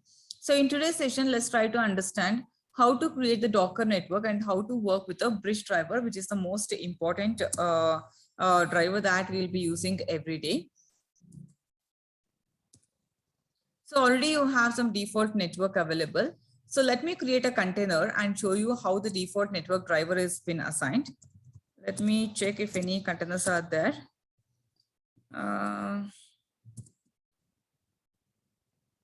Let me just start this container.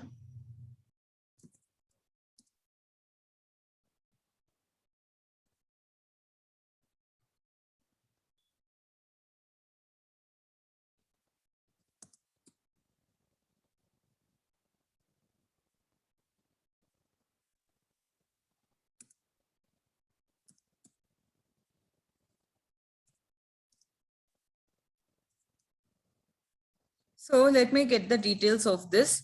So with the Docker inspect command, you can get all the details of your container. So now you can see that in the network, the driver is of type bridge. So usually by default, the bridge driver, which will be assigned to the Docker containers. And also you can see the container's IP address. So this is the IP address that has been assigned to my first container. That is 172.17.0.2. So let me just keep it in the notepad so that it will be convenient for us to check if the communication is happening or not.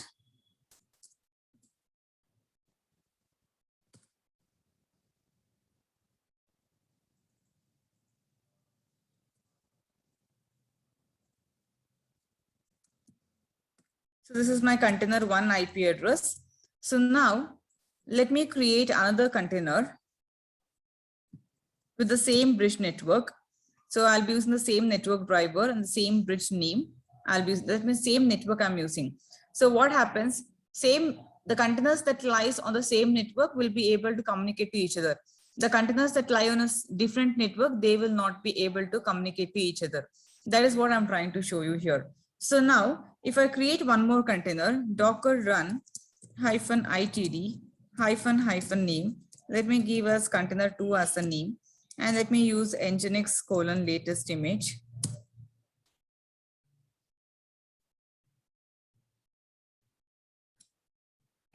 Okay, let me check the docker ps command. So container2 is there. So this is the one. So if I check docker inspect and get the container IP address from here, so you can see this is also using the bridge network name, and the IP address is 172.17.0.3. This is container 2. So my container 1 and container 2 are running on the same network driver, and also IP address, you can see it starts with 172.17 series. That means I'm using the same network for creating a container.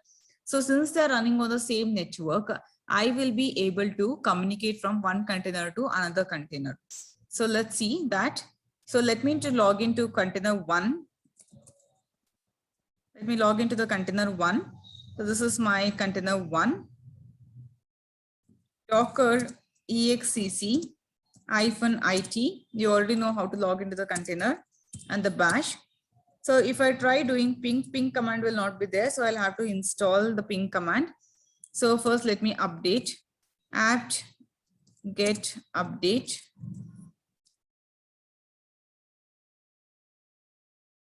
Then let me download with apt-get install. There's a package for ping, that is iputils-ping. This is a package name for downloading the ping command. Okay, ping command is downloaded. So if I try pinging the second container IP address, so it should be able to communicate. Your container 1 should be able to communicate to the container 2 and vice versa. See, the ping is happening. You can see that it is sending the packets from one container to the other container. That means the communication is happening from your containers, right? If I do Control C now, you can see 13 packets transmitted, 13 received, 0 packet loss. That means the containers are able to communicate to each other. So now let me exit from the container, from the first container. So now what I'm going to do here is, I'm going to create a separate network. I'm going to create my own customized network. So I can create that with the help of Docker Network create.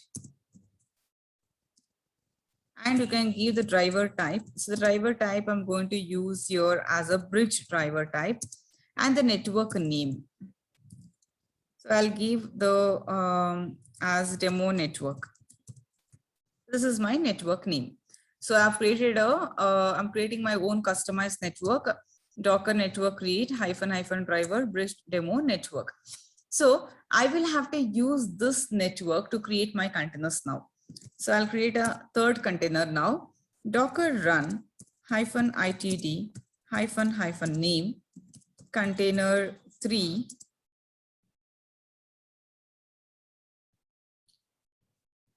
And I'm going to assign the network with the help of network and my network name, that is demo, or let me give the network first. --network, demo network, and the container name, that is container 3, and my image name, that is nginx:/latest image. So my Docker container is created. Let me log in. Let me get the IP address of the container 3. So since it is my own network, or you can also inspect the Docker networking first.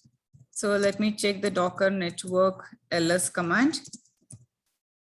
So my demo network is created. You can see that my demo network is there already. So if I just wanted to inspect this with the Docker network inspect, so I'll get more information of this network.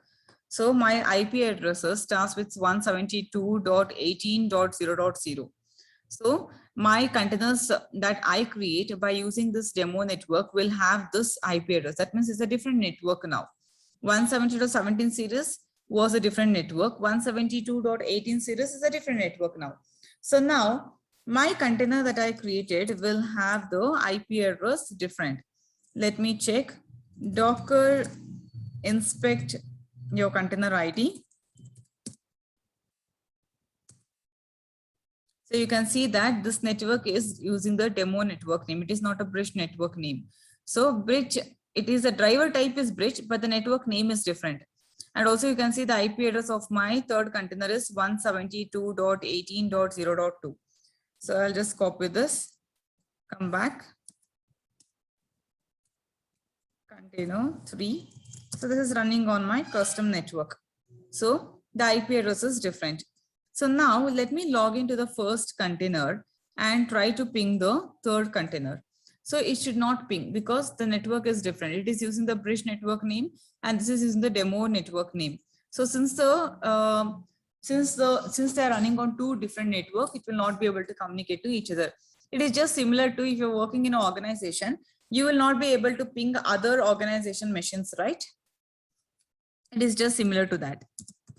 So let me log into my first container with Docker execc-it.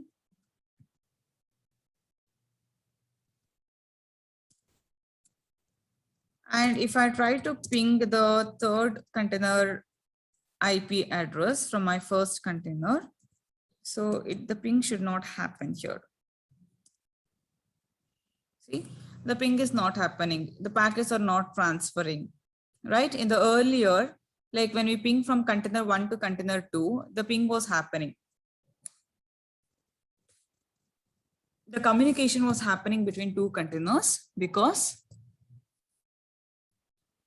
they are running on the same network. Whereas in this case, the communication is not happening because the first container and the third container, they're running on two different networks. So if I do Control C, you can see 33 packets transmitted, 0 received, 100% packet loss. That means packets didn't transfer to the third container. So this is how the Docker network can be used. So Docker network is simple that every container will be assigned with a network and its own IP address for the communication. Is this clear? So now you might ask me a question. What if the container is already run and how do I connect to this Docker network? For example, our Docker container of first container as a demo, as a bridge network. Docker network list. So our first container has been assigned with a bridge network. So now I want to assign with a demo network for my first container. So both the default one you cannot change. You can only, if you're creating for the first time, you can override this bridge one. But for the already created one, you cannot remove this bridge one. But on top of that, you can also connect your customized network as well. But the priority would be given to the customized network. And the second priority will be the default bridge. So let us see how to connect to the containers which are already in the running state. So you have your container ID, you have your network ID. You can just connect them. Docker network connect.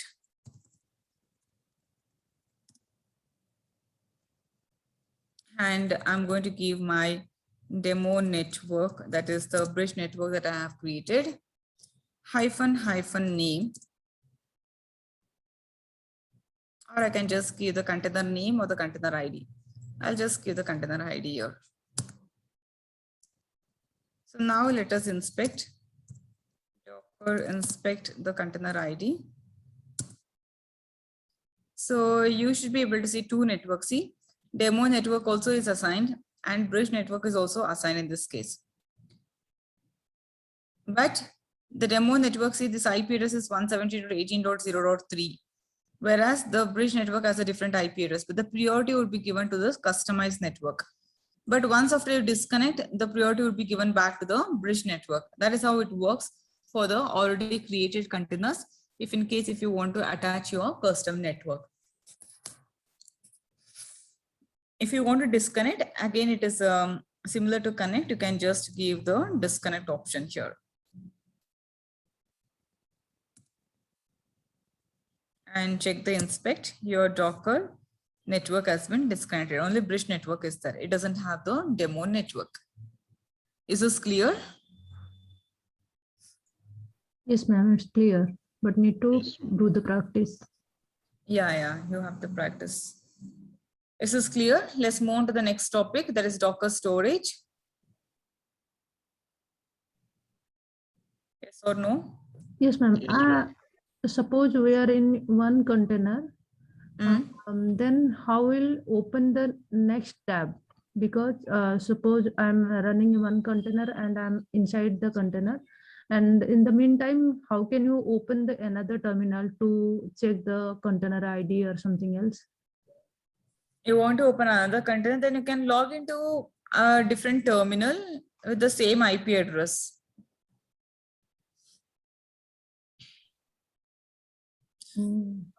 Like you can log into another terminal. In the same terminal, you cannot operate both the things. Once you're logged in inside the container, it is just similar to virtual machine. You'll have to exit outside. If you want to get a different container ID and all, then you can open another terminal and you can open the same Docker machine and check the run the different commands over there as well. Okay. That is one thing you can do. Yes.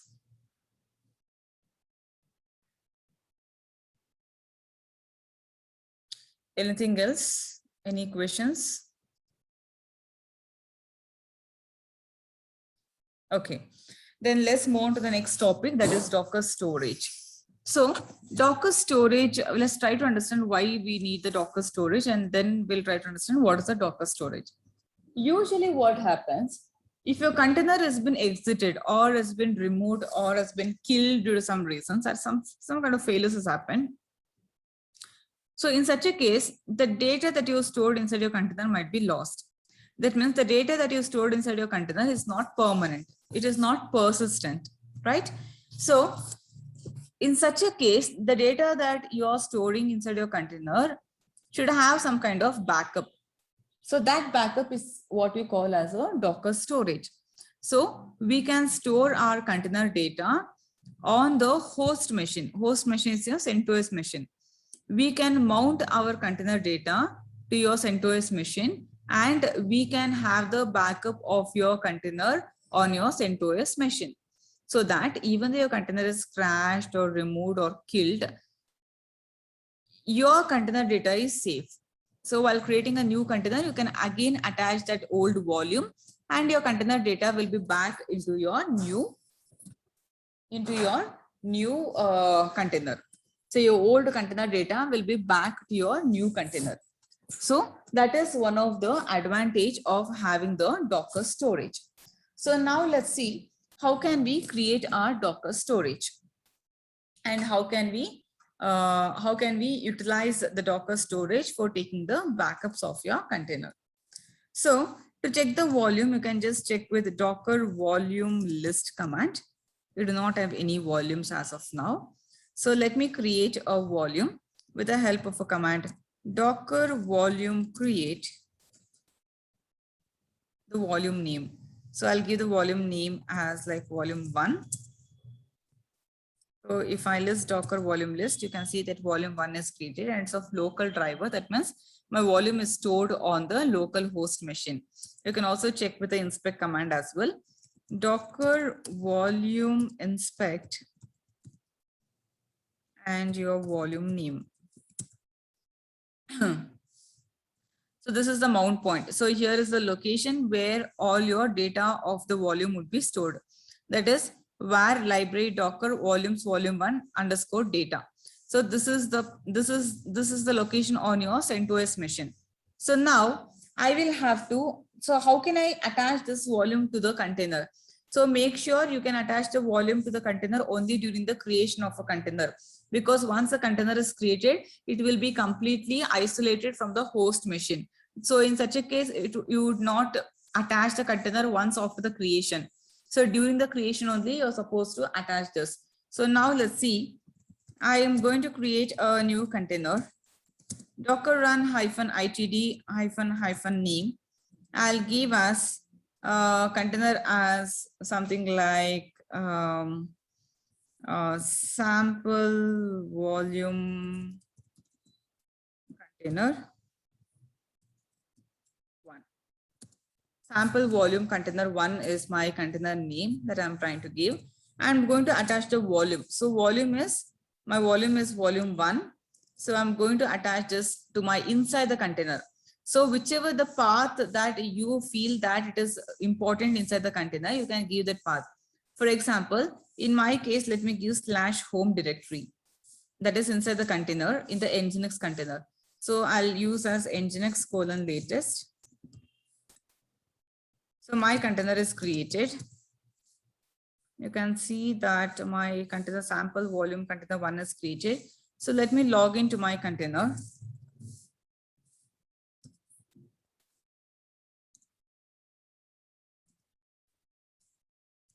So I'm inside the container. So if I go to home directory, because I mounted my volume to the home directory. Currently, we do not have any data here. For example, I'll create some files, folders, and all here.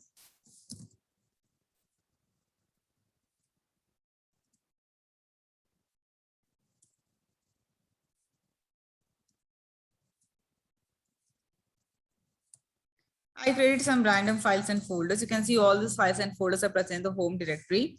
Now, if I exit from the container, if I go to this location where my volume is present. So where is the volume present? Var library Docker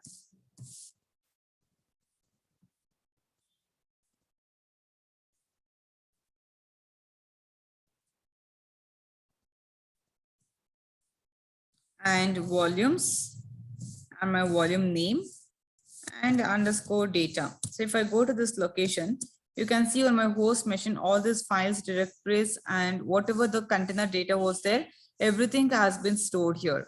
So now let's consider a situation where I have killed my container, or by mistake, this container has got crashed. So let me kill this container.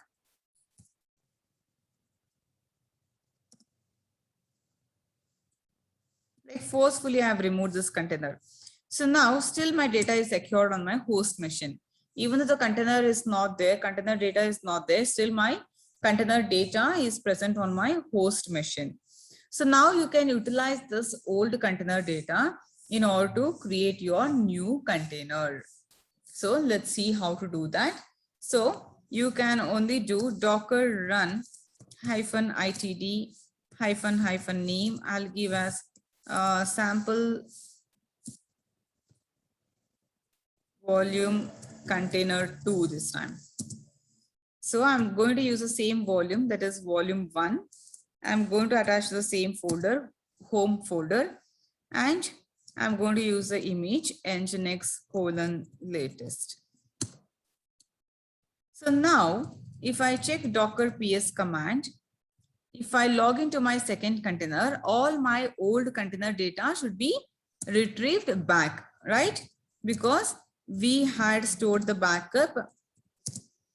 And let's see, we have attached the backup back to the new container. Let me go to the home folder inside the container. And if I check list, you can see all my container data, old container data is back to the new container. So this is how you can take up the backup of your containers. Any questions here?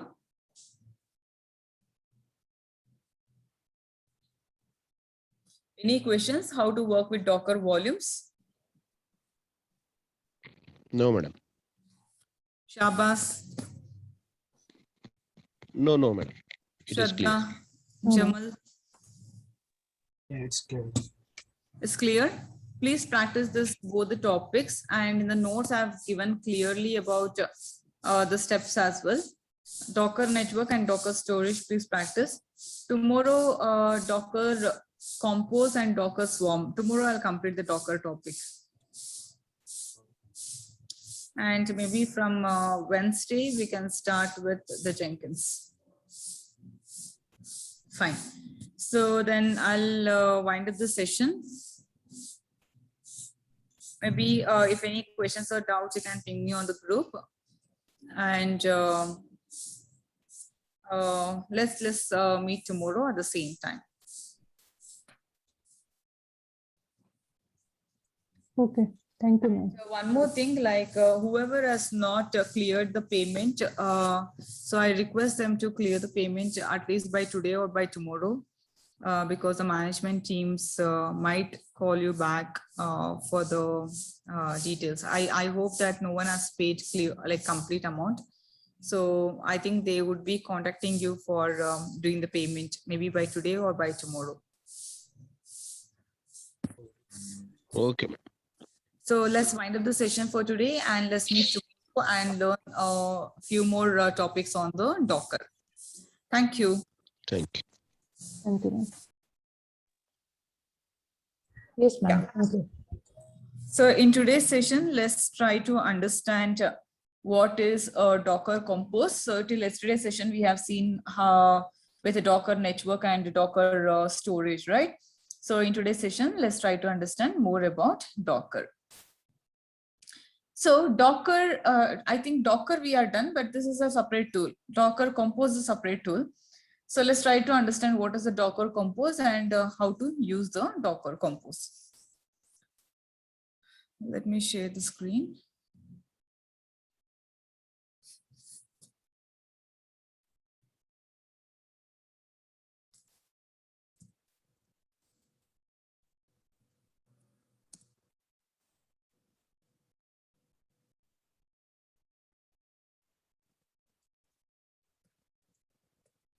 So today will be the last class for Docker. So I will show how the Docker Compose works and what is a Docker Swarm. So Docker Compose is a tool which is used as an orchestrator tool. Both Docker Swarm as well as Docker Compose is used as an orchestrator tool. But the Docker Compose is used in case if you have complex applications. Complex applications, I mean. So let's consider that there are microservices. So when I say microservices, let's consider you have a front-end application, some WordPress application in the front end and back-end application like MySQL. So you have two containers running separately. That means two microservices you have when it comes to the application architecture. So similar way, when you go to the complex application, you might have such kind of applications like in maybe around like 10 containers or 20 containers, we doesn't know how much complexity the application is.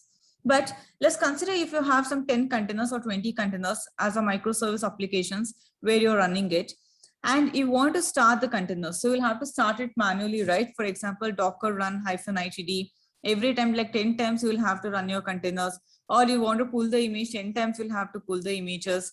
Or let's consider you wanted to create a network and attach the network to the containers 10 times you'll have to do, or to take up the backup 10 times volume will have to create. So when the complexity of the application increases, the maintenance of the containers will also increase.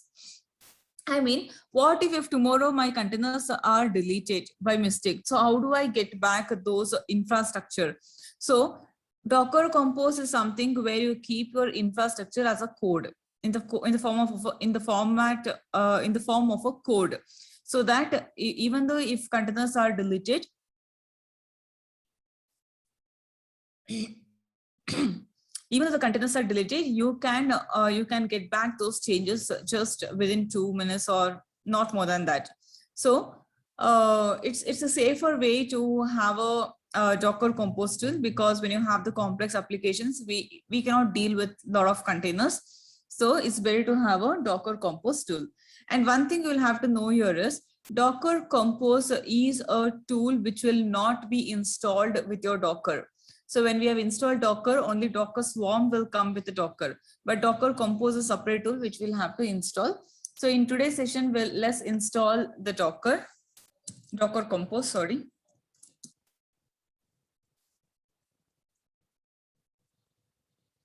And I will show you a sample Docker file, how to write.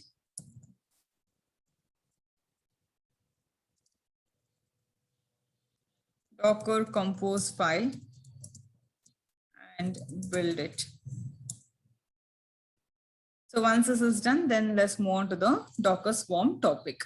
So let's install the Docker Compose. Let me log into my AWS Management Console.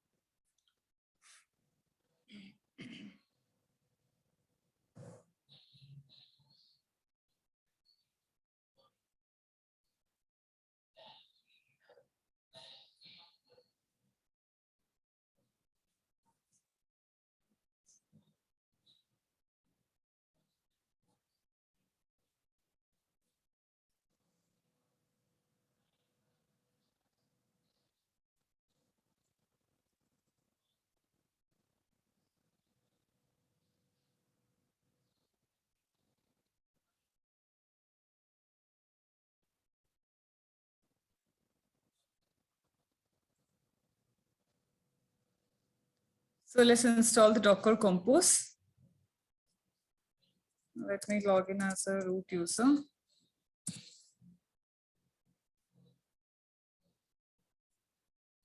So we'll go to the browser and search for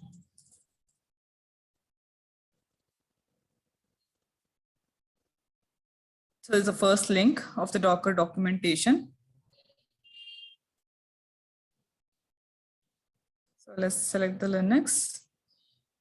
So here we have a command for installing.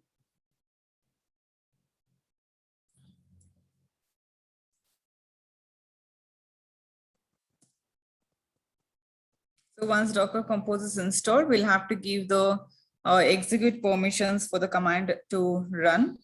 So let's also give the execute permission. And then we'll have to create the symbolic link, because sometimes you will not be able to use Docker Compose from the as a normal user. So I mean, from this particular directory, it will not run sometimes. So it's better to have the location from both the site. And let's check if the Docker Compose is installed.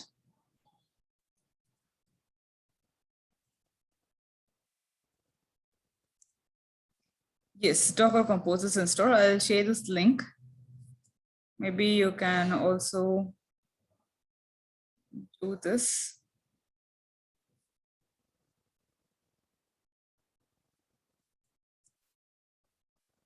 On your machines as well. So now I have a Docker Compose installed. So just similarly, like how you were building the Docker file, you can also write your Docker Compose, but Docker Compose will be in the form of a YAML scripting. So I have one sample Docker Compose file, how it looks like. Let me explain you with an example.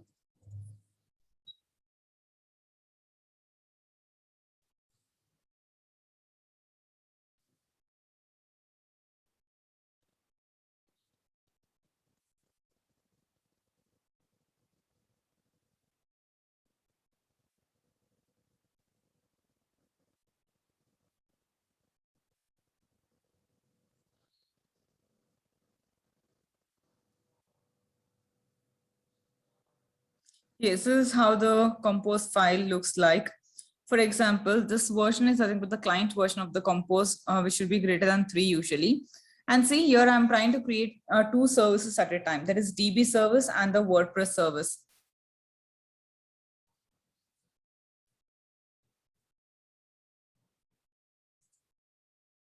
So that means 2 containers I'm going to create from this particular file. That is, one is a DB, that is MySQL container. It will try to pull the image of MySQL. In the case of WordPress, it will try to pull the image of WordPress. And the container name also I'm specifying here only, MySQL database. And for the WordPress, I'm specifying the container name as WD frontend.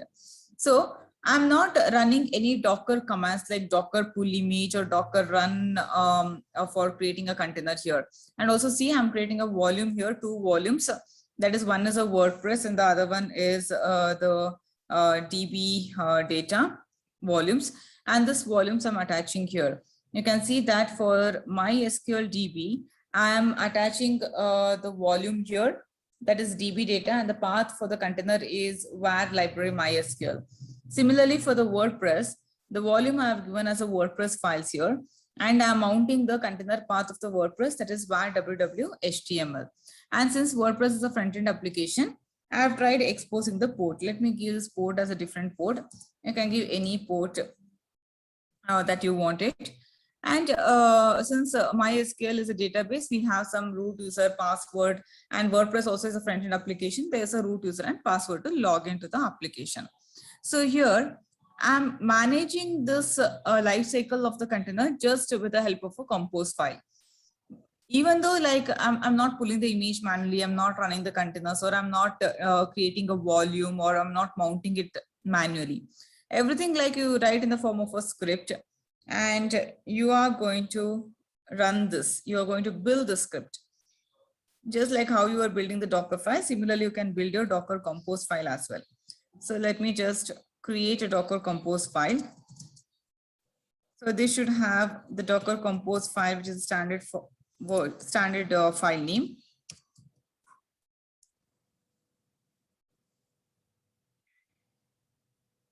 And let me paste this. And I'm going to save this file.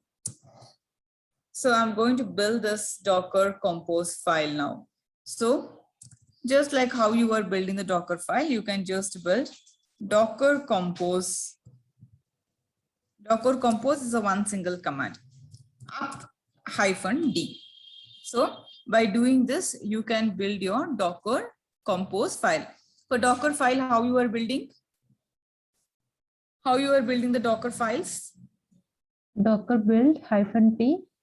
Yes. Image Image name. name and the version name. Yes, good. So for the Docker compose, you can just run with Docker -compose up-d. So this is going to build my compose. Let's see what will happen. It will try to pull the image.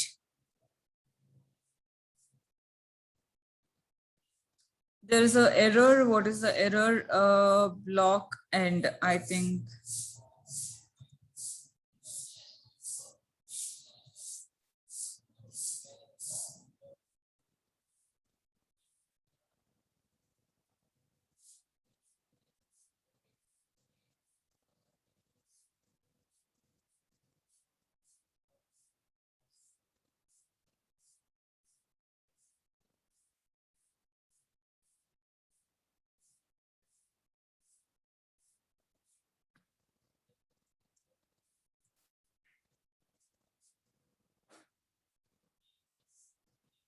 line 3. Let me try to build it again.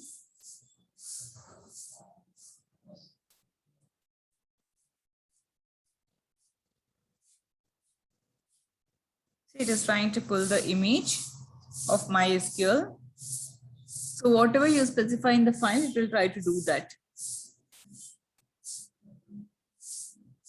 So it is trying to pull the WordPress image as well. So then it will start the containers. So what's the benefit of keeping this Docker composes? Even though your infrastructure is spoiled, you can create everything in just 2 seconds. See, if I run Docker images, these Docker images are pulled. WordPress and MySQL images are pulled here. And if I run Docker PS, there should be 2 containers running. That is WordPress and your MySQL container are running. And if I check Docker volumes, 2 volumes should be created.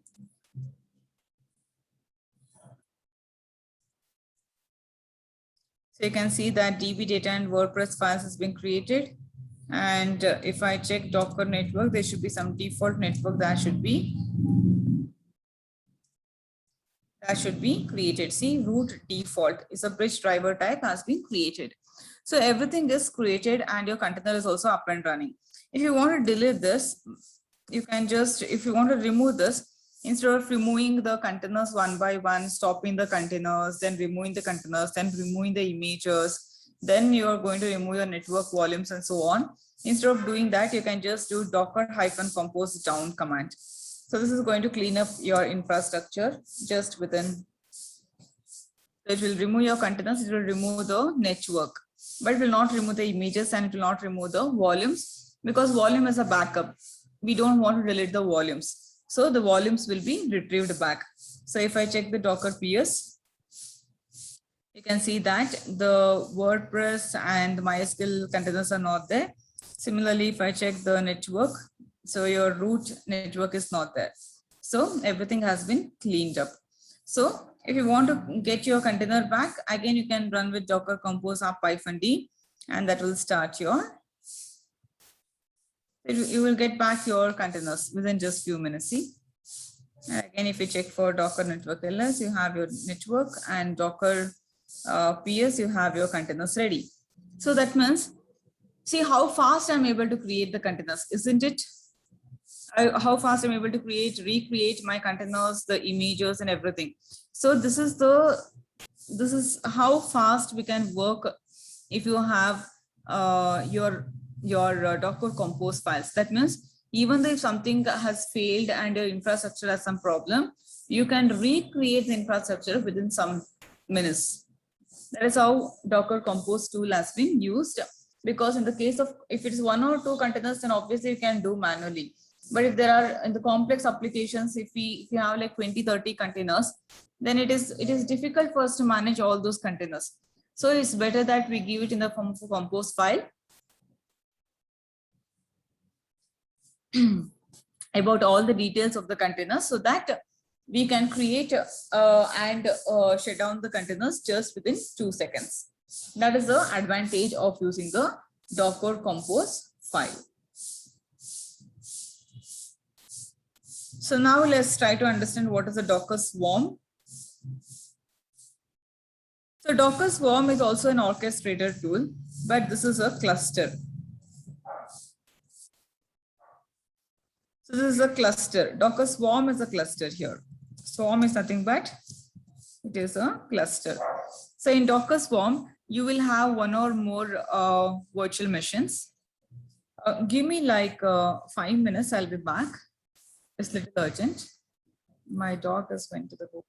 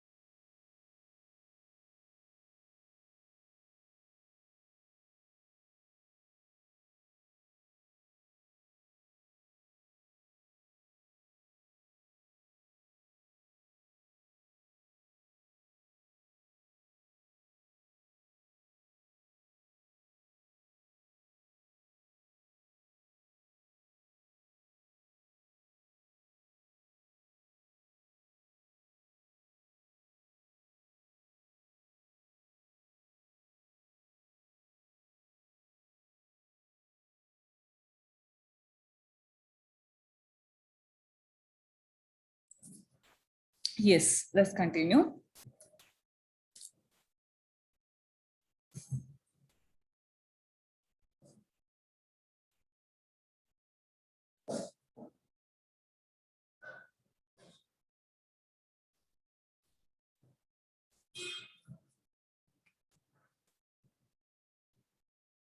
So Docker Swarm is also one of the orchestrator tool, but here it works in the form of a cluster. So what is a cluster? Let's try to understand. Let's consider you have only one Docker machine and you're running some 100 containers. If you're running some 2 to 3 containers, if it fails, you can restart, you can manually monitor the things, everything looks fine. But when you have like 10,000 containers running on one Docker host or 5,000 containers, so it is not possible for us to monitor everything. For example, what if tomorrow your node machine itself goes down? So in such a case, all your containers will be down, all your applications will be down. So we don't want to have such a scenario. So Docker Swarm is something that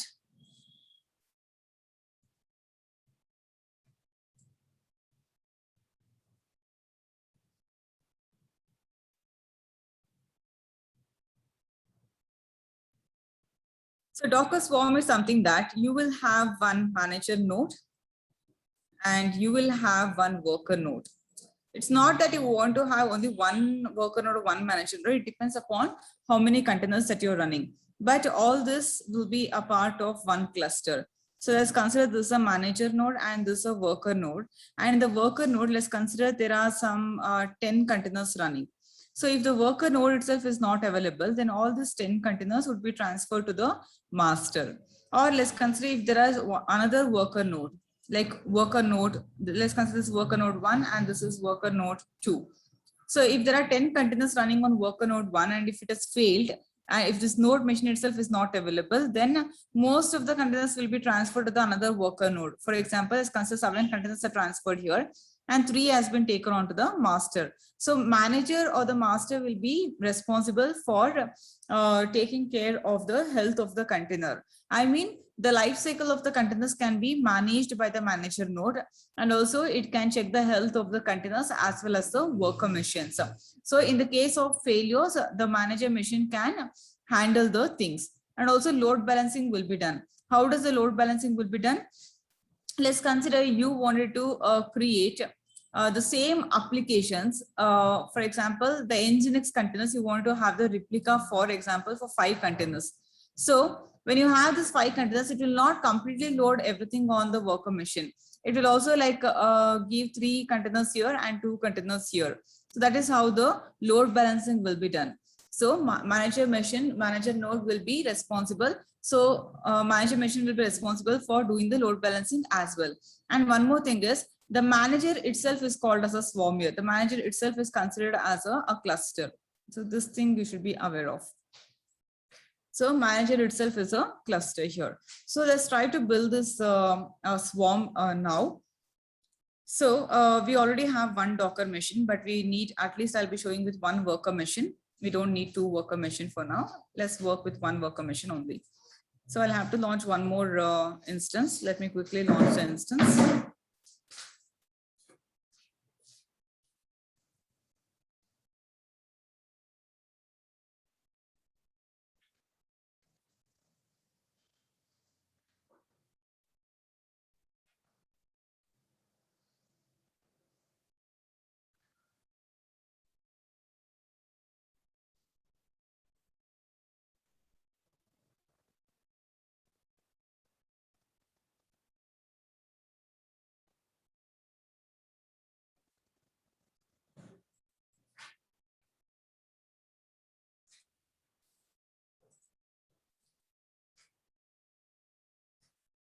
So once it is launched, let's log into that machine. So this already I have one machine. So this 237, I'll keep it as a manager node. And I will log into another machine later on. I'll keep side by side both the machines so that you can know. I'll just name, for the naming convention, I'll keep this as a worker and this as a manager.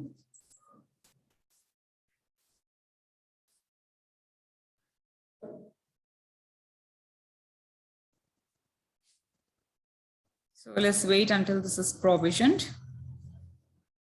So once this is provisioned, it is required to install Docker on the worker machine as well. So already we have one machine ready. We need one more machine for the cluster. You can also make one node as well as a cluster, single node cluster you can work. But to understand the better way, I'm just creating one more machine.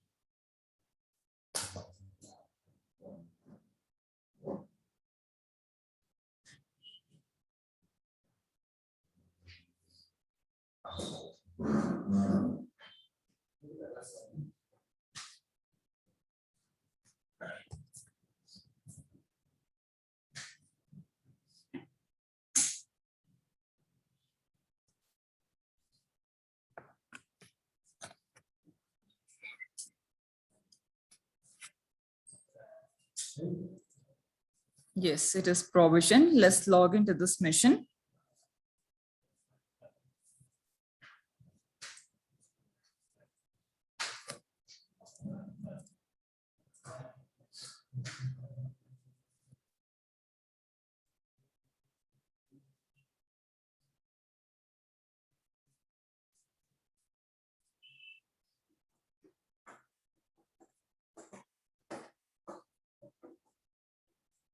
So let's consider this as a worker machine.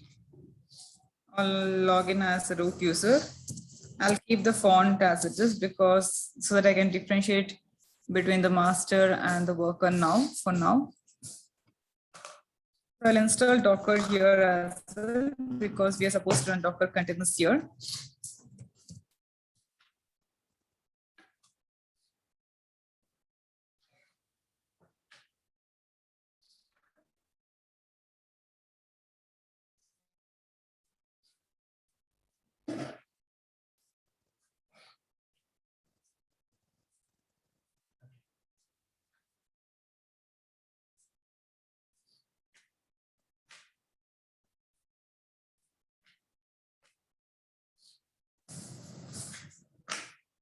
Okay, let us start the service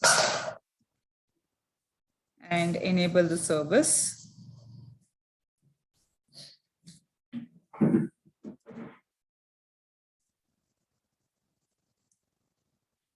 Fine. So our Docker should be installed. Yes. So now we have to initialize the swarm. So to initialize the swarm, we are supposed to run some command. Let's clear the screen. So the first machine is a manager and the second machine is a worker machine. So we have to, but that is just our, it's just verbally I'm telling that this is a manager, but technically we have not decided which should be the manager.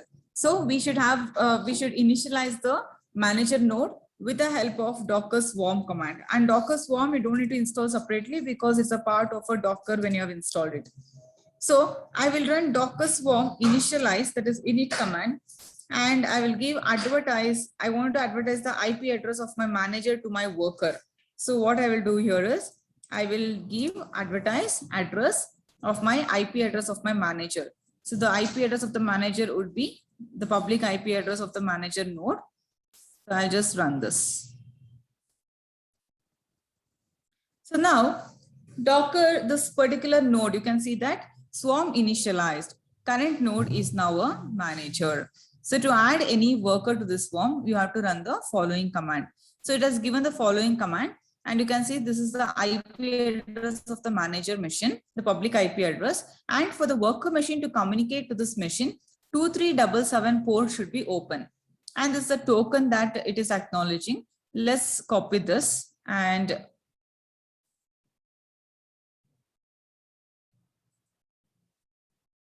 let's copy this and keep it in the notepad. So since before running this from the worker machine, this command, I wanted to make sure that 2377 port is open. If it is not open on the manager machine will not allow the worker machine to communicate with this. Okay, so let me come back to the AWS management console. I'll go to the security tab here. You already know how to work with this. You know, right? How to edit the inbound rules? All of you? Yes, ma'am. Click on add rule and open the port 2377. Give the customers anywhere and save the rules. Yes. So rule has been saved. Now what I'm going to do, I'll copy this complete command and I'm going to run this from the worker machine. So Docker swarm join, you're supposed to run from the worker machine. So let me go to the worker machine. Let me clear the screen. And I'm going to paste this. I'm going to run this. So now you can see that this node joined a swarm as a worker. So swarm is a master here, manager. So now I can check both the machines status from the manager only by running docker node list command. So you can see that the first one is a worker machine. The second one is a leader, that is a manager machine. And both the status are ready and availability is active, right? Both are active and are in the ready state in the cluster. So now, earlier when you were creating a container, you were creating like directly the container on one of the machine. But now you have to create a container, and the container in the case of failure, it has to move around the machines. So in such a case, you will have to create a container as a service, so that the service would be visible for all the machines which is inside a cluster. Okay, so make sure that you create a container as a service so that the service can be visible to the entire cluster. So now what we'll do here is we'll create the Nginx container, but I will create 5 set of Nginx container inside one service. That means, for example, when you're browsing Amazon.com, there could be multiple applications hosted in the backend, but the user request will be redirected to different machines. Each user request will be sent to a different machine. Similarly, I'm going to host or I'm going to deploy the Nginx container as a service here. So I'm going to create on the manager. You're not supposed to touch the worker machine anytime until and unless you join and leave. That's all. So what I'm going to do here is Docker service create, and I'm going to give some service name. I'll give as my Nginx as a service name, and I'll expose a port like 8080 to the container port mapped to the host port.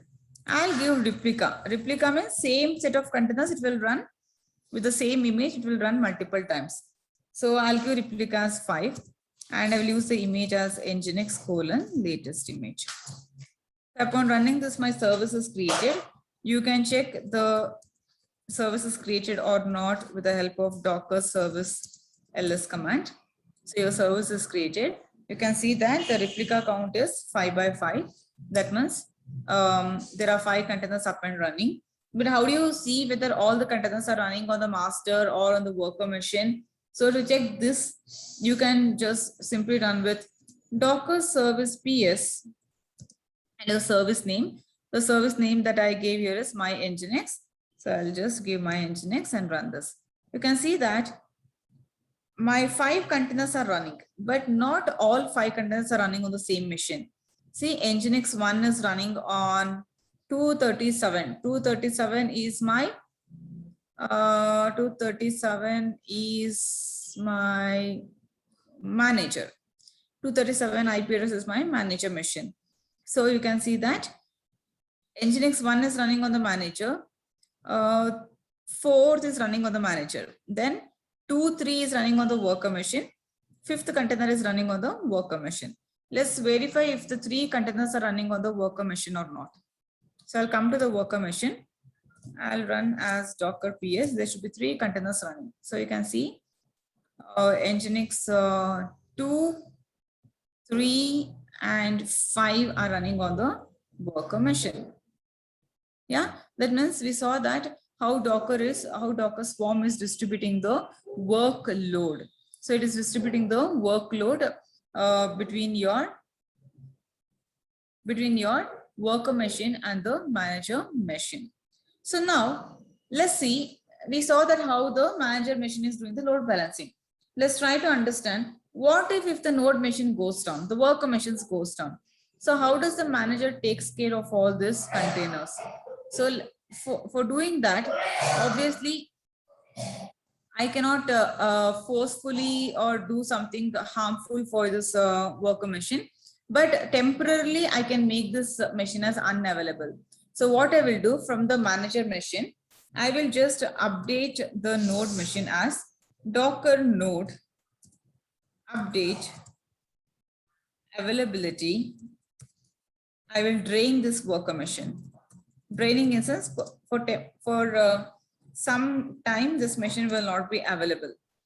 So the worker machine is, this is the one. Let me copy the IP address and give. So now if I check the status with the Docker node list command,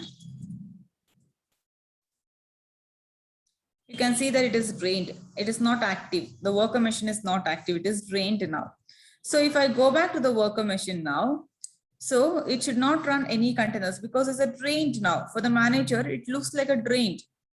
That means it should not run any containers. Then where are those 3 containers? 2, the 3rd and the 5th container. So it should be transferred back to the manager. So let's check that with the Docker service ps command. So you can see that the 2nd container, it got shut down from the worker machine and it started on the manager. See, shut down from 204, started on 237. And the 3rd one as well, it got shut down from the worker machine, started on the manager. Same thing applies to the 5th container as well. That means during the failure, if some failure happens to the node machines, the manager can take care of all those containers. So now what if I wanted to scale up the containers on fly? So you can also do that. Before that, I'll make sure to bring back my worker machine. So instead of drain, I'll just make it as an active now.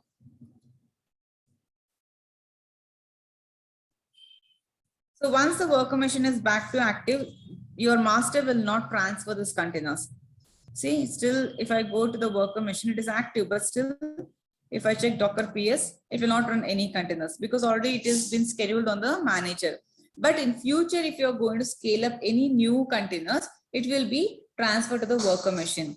For example, let me scale up Docker service, scale the containers, that is my Nginx service, to 9 containers. That means from 5, it will again raise to like another 4, it will raise. So let me show that. See, there is a 6th container, 7th container, and 8th and 9th container started, but all have started on the worker machine. So you can see 204. So everything is running on the worker machine now. The 4 extra containers. See all these 4 containers, 6, 7, 8, and 9.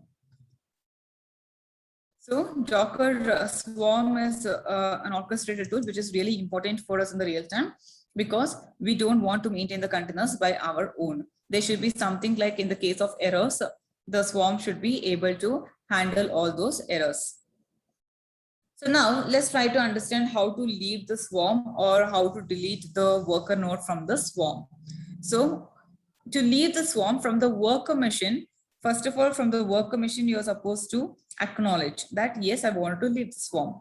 So you will have to run the command Docker Swarm leave from the worker machine. So once this worker machine left the Swarm, let me check the status here in the manager machine. What is the status? Docker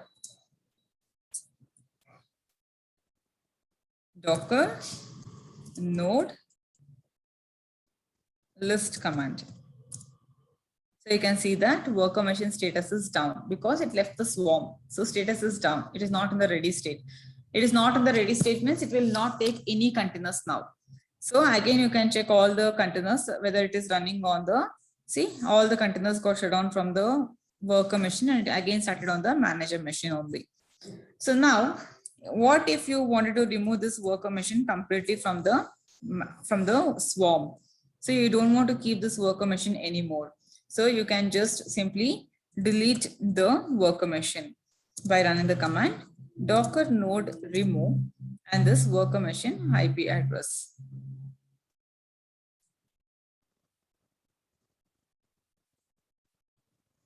So now if I check Docker node list, you can see that only manager leader is there. So if you want to delete the complete swarm, so you're supposed to run docker swarm leave command from the manager, but it will throw error telling that currently this this is a manager. See, error response from daemon. You're attempting to leave the swarm on a node that is participating as a manager. So it will ask you whether you really want to remove, then yes, you can give with the force. So it will remove the manager machine as well. See, node left the swarm. Currently, you do not have any swarm now. You have cleaned your cluster. Any doubts here in understanding Docker swarm? How the load balancing is done, how it handles the failures. Is it clear, Shraddha? Yes, ma'am. It's understanding is clear, but it's a very vast course. So it like only one day the swarm is like you have covered. So I need to do all the things. Yes. And Shabas? Yes, ma'am, it is clear. Sharif? Yes, ma'am. It's clear. Anand? Is it Yeah, clear? it's clear. It's clear. Okay, then. So let's wind up the session for today. If you have any questions, you can ping me. And tomorrow onwards, I'm going to start the Jenkins. It's a new tool. So let's set that up on everyone's machine. I hope Docker is set up on all your machine. Yes, ma'am. Okay. So tomorrow we'll go slowly because we'll have to set up the Jenkins. We will set up the Jenkins on everyone's machine. And we'll maybe from Friday onwards, you can start practicing. And in case if I tell on the weekends, if you have sessions, if I don't connect, please give me a call back. Last weekend, I missed the session. Because Fios told me that you were waiting for 40 minutes. I really forgot that. I'm really sorry for that because I had back-to-back. I take weekend separate batches. So I forget the weekdays batches on the weekends. In case I would have informed you can give me a call. That's fine. If anyone from the group calls me, it's perfectly fine for me. Okay. So this weekend, I don't know if we have the class or not because I have the appointment with the doctor. I'll confirm you on Friday. So tomorrow Jenkins, Wednesday, Thursday, Friday. By Saturday, I would be completing the Jenkins. Saturday or max by Sunday. Then another 5 days for Ansible, then Kubernetes, then Grafana. Maybe it will take around like 28th or 29th. I will be completing DevOps. Or if you have the weekend sessions, then I will try to complete in this week only. Then in the October mid, I would be completing somewhere like on 20th or 24th. I would be completing the AWS course for you. Fine. So let's wind up the session today and let's meet tomorrow. Thank you. Thank you so much, ma'am. Have a great day. Yes. Are there any questions? No, ma'am, because I want to know whatever the topics we have covered. So at the last class, so we need to discuss about like the most important questions for interview questions. So that thing I have suggested. Sorry, what was your concern? My concern is like whatever the topic we have covered at the end of the class. So we need to discuss only one day to whatever the one day you wanted as a discussion class about all the topics in case if you have any questions or doubts, right? Yes. Okay, then one weekend we will have session for 2 hours. Maybe we can discuss that. If you have any questions, doubts with any of the tools, maybe I'll clarify those questions as well. Okay, fine. Thank you. Okay, fine then. Okay, thank you all of you. Then let's catch up tomorrow. Thank you.